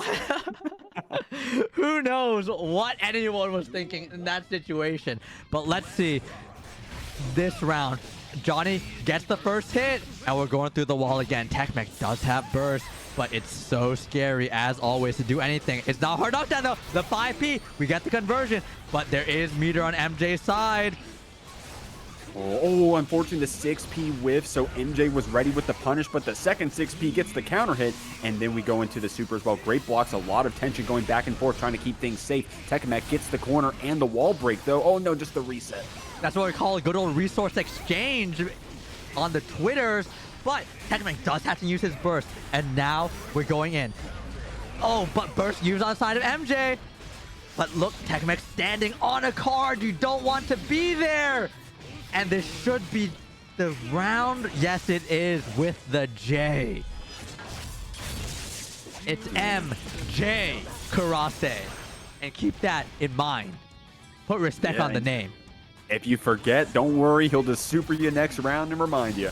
Good stuff, TechAMEK right here, trying to get that full screen corner pressure full screen pressure in general. Wild Salt gets called out. MJ gets the corner. Low opens you up, goes into super. Did you guys already forget? Because here's the reminder. MJ. But we're going through the wall. Hard knockdown. TechAMEK doesn't really have much to work with here. Opts to use the 6P after the deflect shield. And we're playing full screen. Good 6P, but it's so scary. Johnny has meter. TechAMEK goes for the super. What is going on here? That's got to be calling out like something like really specific. Maybe like maybe he's trying to call out like a vault, like 6H vault or /vault or something along those lines. This is going to be a crazy game. At least I hope it is. Yep. Like I said, I mean, Johnny, a character that people have been saying, lately, this character is kind of a little fucked up, man. I don't know, man. But he gets the wall break. I might be inclined to agree. Not gonna lie, I'll keep it a $150 on the stack. FR. But here we go. Looks like we might be going through the wall again for Giant. Nope, it's not enough. Not close enough. We're going through. No hard knockdown though. But look at the meter differential between both players. And then look, Dany spending that red stun dipper red RC. Some people call it the Disney Fast Pass. Shout out to OEG. Good stuff with that. Oh my God, there it is. The the TK misfire, terrifying stuff, and you gotta be wary of it. And then we gotta hold this H stun edge. Dany with the awesome Oki, but getting called out, having to spend that burst after MJ whiffing some buttons, but just trying to be preemptive, trying to call out Dany's options here in this mid screen so we can get in with these cards like we are now. Yeah, now you see MJ representing these lows. It's getting scary. The low misfire, but it's a knockdown, but not a hard knockdown. We're staying there patient from Joe, waiting in the wake, but then the super coming through to break the wall, giving game 1 to MJ. Very good stuff. Feeling themselves after that one, man. I gotta be real. That was a pretty good round for the Johnny player right there. MjKurase, kind of going crazy. MjKurase kind of going a little nutso mode on it right now, but you can never ever count out Dany, and I mean I'm sure we've all seen it. So yeah, what when it comes does to the online Dany do here? Yeah, Dany online warrior. Some might call him an online demon. But here we go. The throw in the corner. Fireball. We've all seen it. Goes for the Fuder arc. Gets called out by MJ. Thrown again. Grappler time. Here we go. Guard crush. These throws have been crazy. These games have been crazy. And the super through the gap. You gotta represent the supers. You gotta put the fear of God in them. Can't let them say, oh, I know you're not gonna super. You gotta do it every once in a while. But Dany, backdash, goes low. We've all had it happen to us. Throw again. What's the mix? It's overhead. Good stuff. MjKurase right there. I was a little nervous with that burst, but look at that confidence closing out that round. But Dany does have that burst advantage, and I know that he loves using wall assault like you just saw. Yep. And here we go. Dany goes for the mix. Here we go. Charge fireball. Huda arc. It's plus. Tap dust. RC.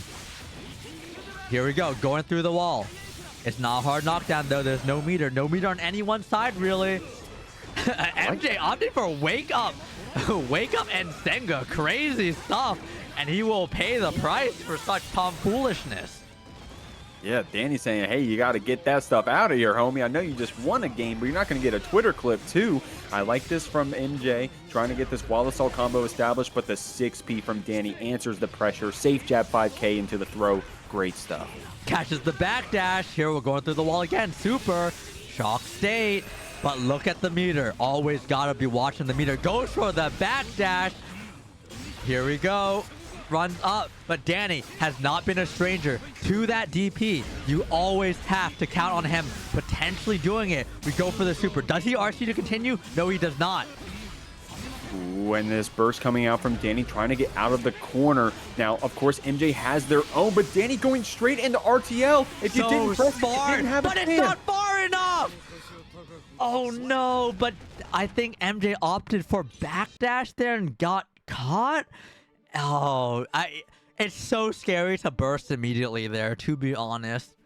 Yeah. Like definitely, and I mean, shout outs to Dany for, being awake with that delay close slash to try to catch something like a backdash from the side of MJ. So, god damn. I mean, answering the game 1-1. We're evening it up, and it's. I mean, that's kind of what I was hoping, and kind of what I expected. Both players are dropping crazy reads. There is literacy in this bracket. This top 8 has some literacy in it. American education, the Mexican education system has not failed us here.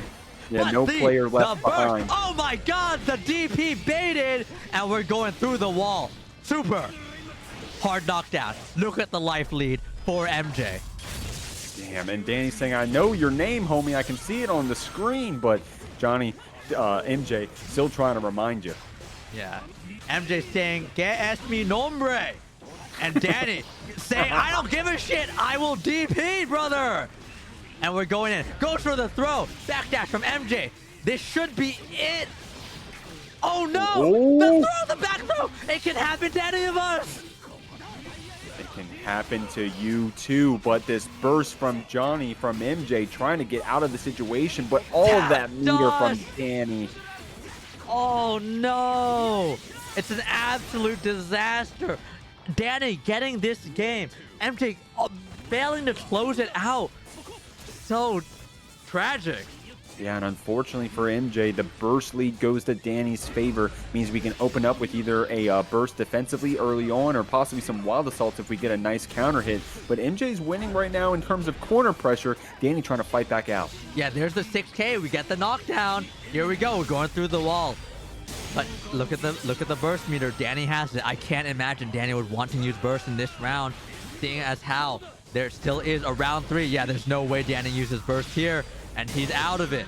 And we're going to a round 3 here in the 3rd game. Oh man, this has been a slobber knocker, man. It's been so crazy. All these game 5s rather, last rounds throughout the entire tournament. Our players are fighting tooth and nail for a slice of that pie.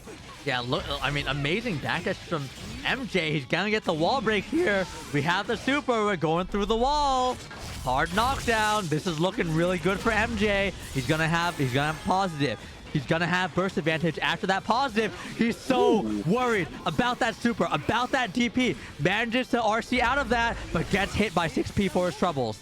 I like that. And then the stun edge after the try to jail in MjKurase even further, calling out that 2S with the Vtuber arc. You gotta hold that stun edge. We're here in the corner. The shock state being utilized as well. But Dany finally getting called out with that far slash. Doesn't matter. Stun Dipper RedRC to get back in the corner. Yeah, MJ had to use burst there. One might say MJ might have wanted to try and super immediately after that counter hit that he had, but now Dany closes it out so narrowly.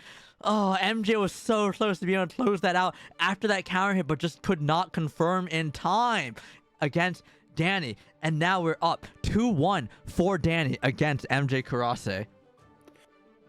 Holy moly, man. Whew, okay, so MJ definitely has been showing us all night that this is almost like where they prefer to be. Yeah. Down 1 game, right? Exactly, yes. MJ has been coming back from 0-2, from the back foot, time and time again. And can he do it against one of the strongest players out there, as in Dany, El Maza?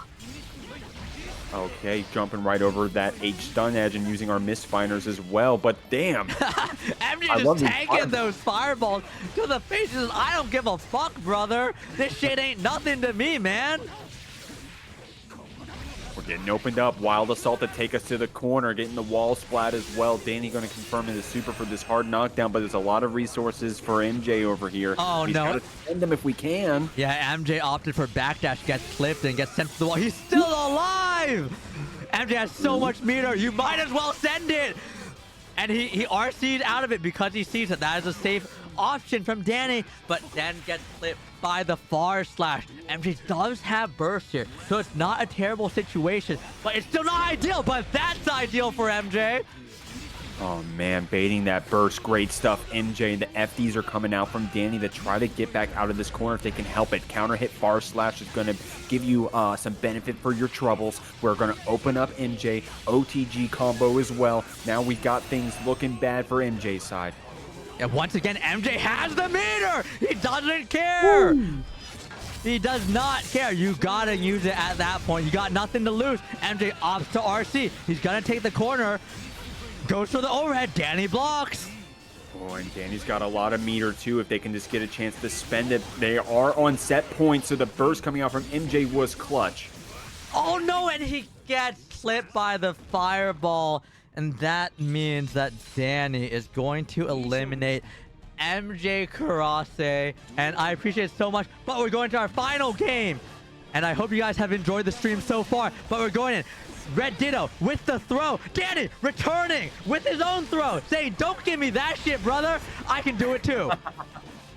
Dany said, I did not play through this whole bracket just to be thrown around like this. Now, of course, something to remind y'all, Dany on the loser side is going to have to win 2 sets here. 6 total games. RedDitto only needs 3. So there's a little bit less stakes on the side of RedDitto, more so on the side of Dany as this combo comes out, going for that reset, trying to bait the burst. Yeah, look at this patience from RedDitto. He's really wary of Dany doing something like a DP because Dany has been so quick to represent that DP early in these games, and RedDitto is aware of it, and he's taking note.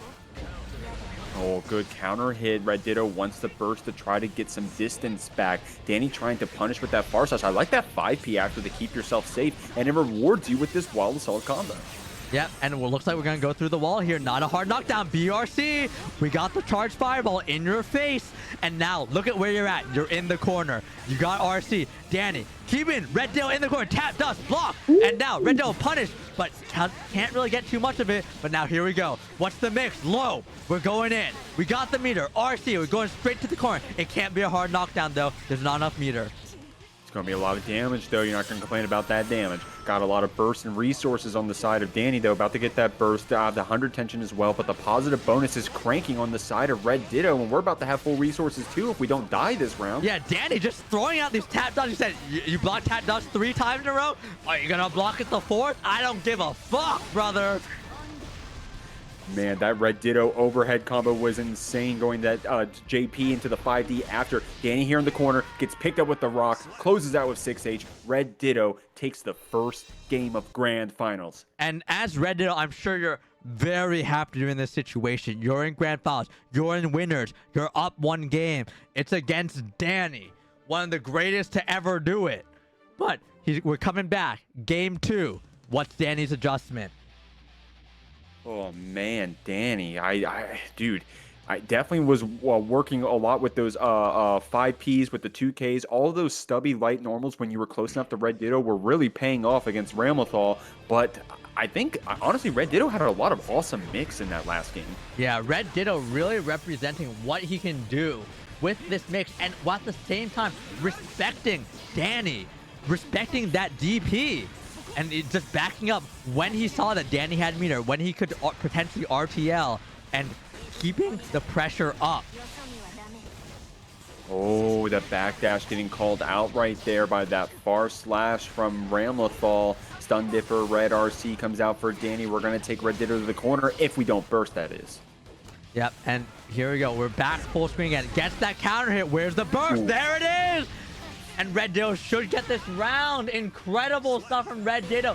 Recognizing that Dany might actually throw out that burst right there. That was definitely a really hard call-out bait right there, running up and just standing still, saying, hey, press something, homie. Dany, however, answering back with a great combo, starting off this round, taking away half of RedDitto's HP. I love that double jump, trying to bait a throw or some sort. Yeah, and here we go. Dany on the offense, run up throw. Both players were dashing each other. RedDitto is trying to dash block towards Dany, but Dany said, I don't care. I'm going to throw you. If you're going to dash at me, better for me, man. Okay, Ramlethal. We got RedDitto trying to spend that tension, does so on the PRC. Dany spends it right back on PRC.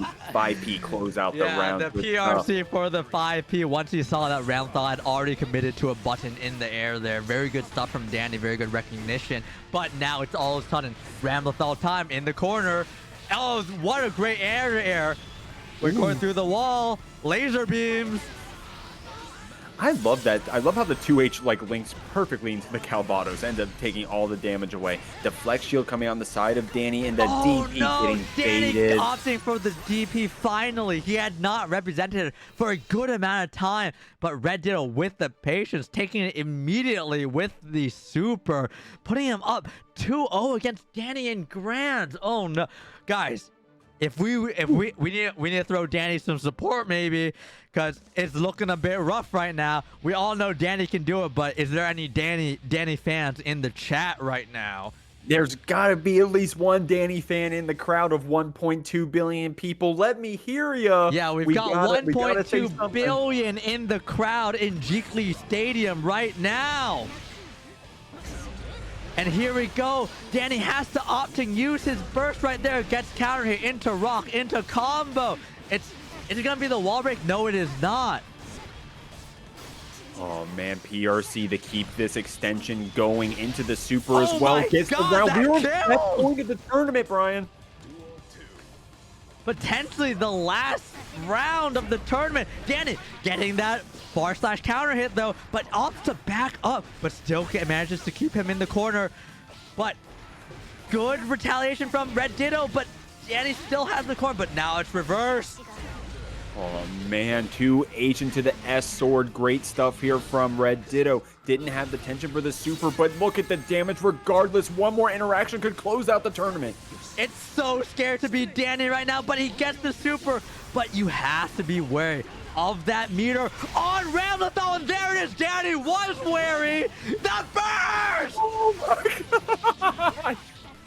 Holy Let's go, shit. Dany! Dany El Maza, if you're a fan, we gotta hear y'all. Come on, I see the copy pasta, y'all. Dany with these angled stun edges blocking out this pressure from RedDitto mid-screen. The IBFD's coming out. We're trying to get something started here. Here we go. Come on. Oh, good. Oh my god, Ooh. what a punish on the whiff throw. Heavy DP, but he manages to whip. Gets 6 speed for his troubles. He does have burst, doesn't opt to use it though. But now it's RedDitto continuing their pressure. Dany's in the corner. It's very scary for Dany. He has nothing to work with here. Look at his meters. There's not very much, but he gets the hit. Wozgozz, we're going wall to wall. Oh my god, can we get this burst out in time? No, RedDitto got wall splat, but we're still in the game, just low HP, but a lot of resources. Look at the meter though. RedDitto's got everything on deck. Opts to use one of them. Gets the wild assault in. This shouldn't be killed though, but Dany gonna have burst. Backdash throw! Holy moly. All we needed was one more hit into 2H in the Calvados, and we would have won $400. But back row said no. They've been saying it. He might be the greatest to ever do it. But it's only up. He's only gotten one game. It's 2-1 for RedDitto right now. We need, if you want El Maza, Dany, the GOAT, some have said, to win it, you gotta give him some power. In the chat, will we have the reset? It's 2-1. Let's see it. Oh man, here we go, Dany. Wild assault after that IBFD to keep your pressure going. We're trying to FD out the pressure. RedDitto wants to get out of this corner and does so with the flip kick. Yeah, that was kind of crazy. You see Dany dash up, then did Fudo. Kind of some nutty stuff from Dany. Goes for the burst bait, doesn't get it. But, oh no, the counter hit coming out. Rock, looks like we're going to be moving. But, tap dust, blocked by Dany. The DP! Oh, no. Yeah, these DP baits have been crazy. I think Dany will probably hold on to that burst unless, of course, we get some more tension in our pocket and we get some more confidence. RedDitto trying to get one more hit to close it out and does so with OTG. Those I can never expect those OTGs. I never expect it, and then it always kills every time. I swear, man. But Dany manages to get the hit, and we're going in. Wild assault, continue the pressure, gets the low. This should be a hard knockdown. No, he opts to use it for, he opts to use his meter for a burst bait. Very interesting stuff, but now he's got nothing in terms of meter. And Dany needs to close this round out too because RedDitto is on set point. Don't forget. No, what a tragic switch. Oh, God. But RedDitto taking it through the wall. Hard knockdown. Dany still has stuff to work with. Still has meter. Still has super. Still has YRC. Still has burst. What is the play here from him? Manages to backdash. Makes a little bit of space. Tap dodge, but not enough to kill. Oh, that 6P was so active. The BRC drift down actually forced us to block it. We are on chip percent at this point. Dany just needs one more clean hit, but the H-Or was a great answer to the stun edge. Oh, this is so scary. if Dany opts to burst. Oh, What? but the whiff of the throw. The throw tech. Oh my God, no! RedDitto takes it. Thank you all for showing up. I hope you guys show up to my own stream later on. I mean, I'm just your humble Zato Tower player. But that being said, thanks to the team, thanks to all those who showed up, and we will get the money to the top 8 as soon as possible. But thanks to all you guys, thanks to the Jeekly, and I hope you guys have a great evening and a great weekend. Good night.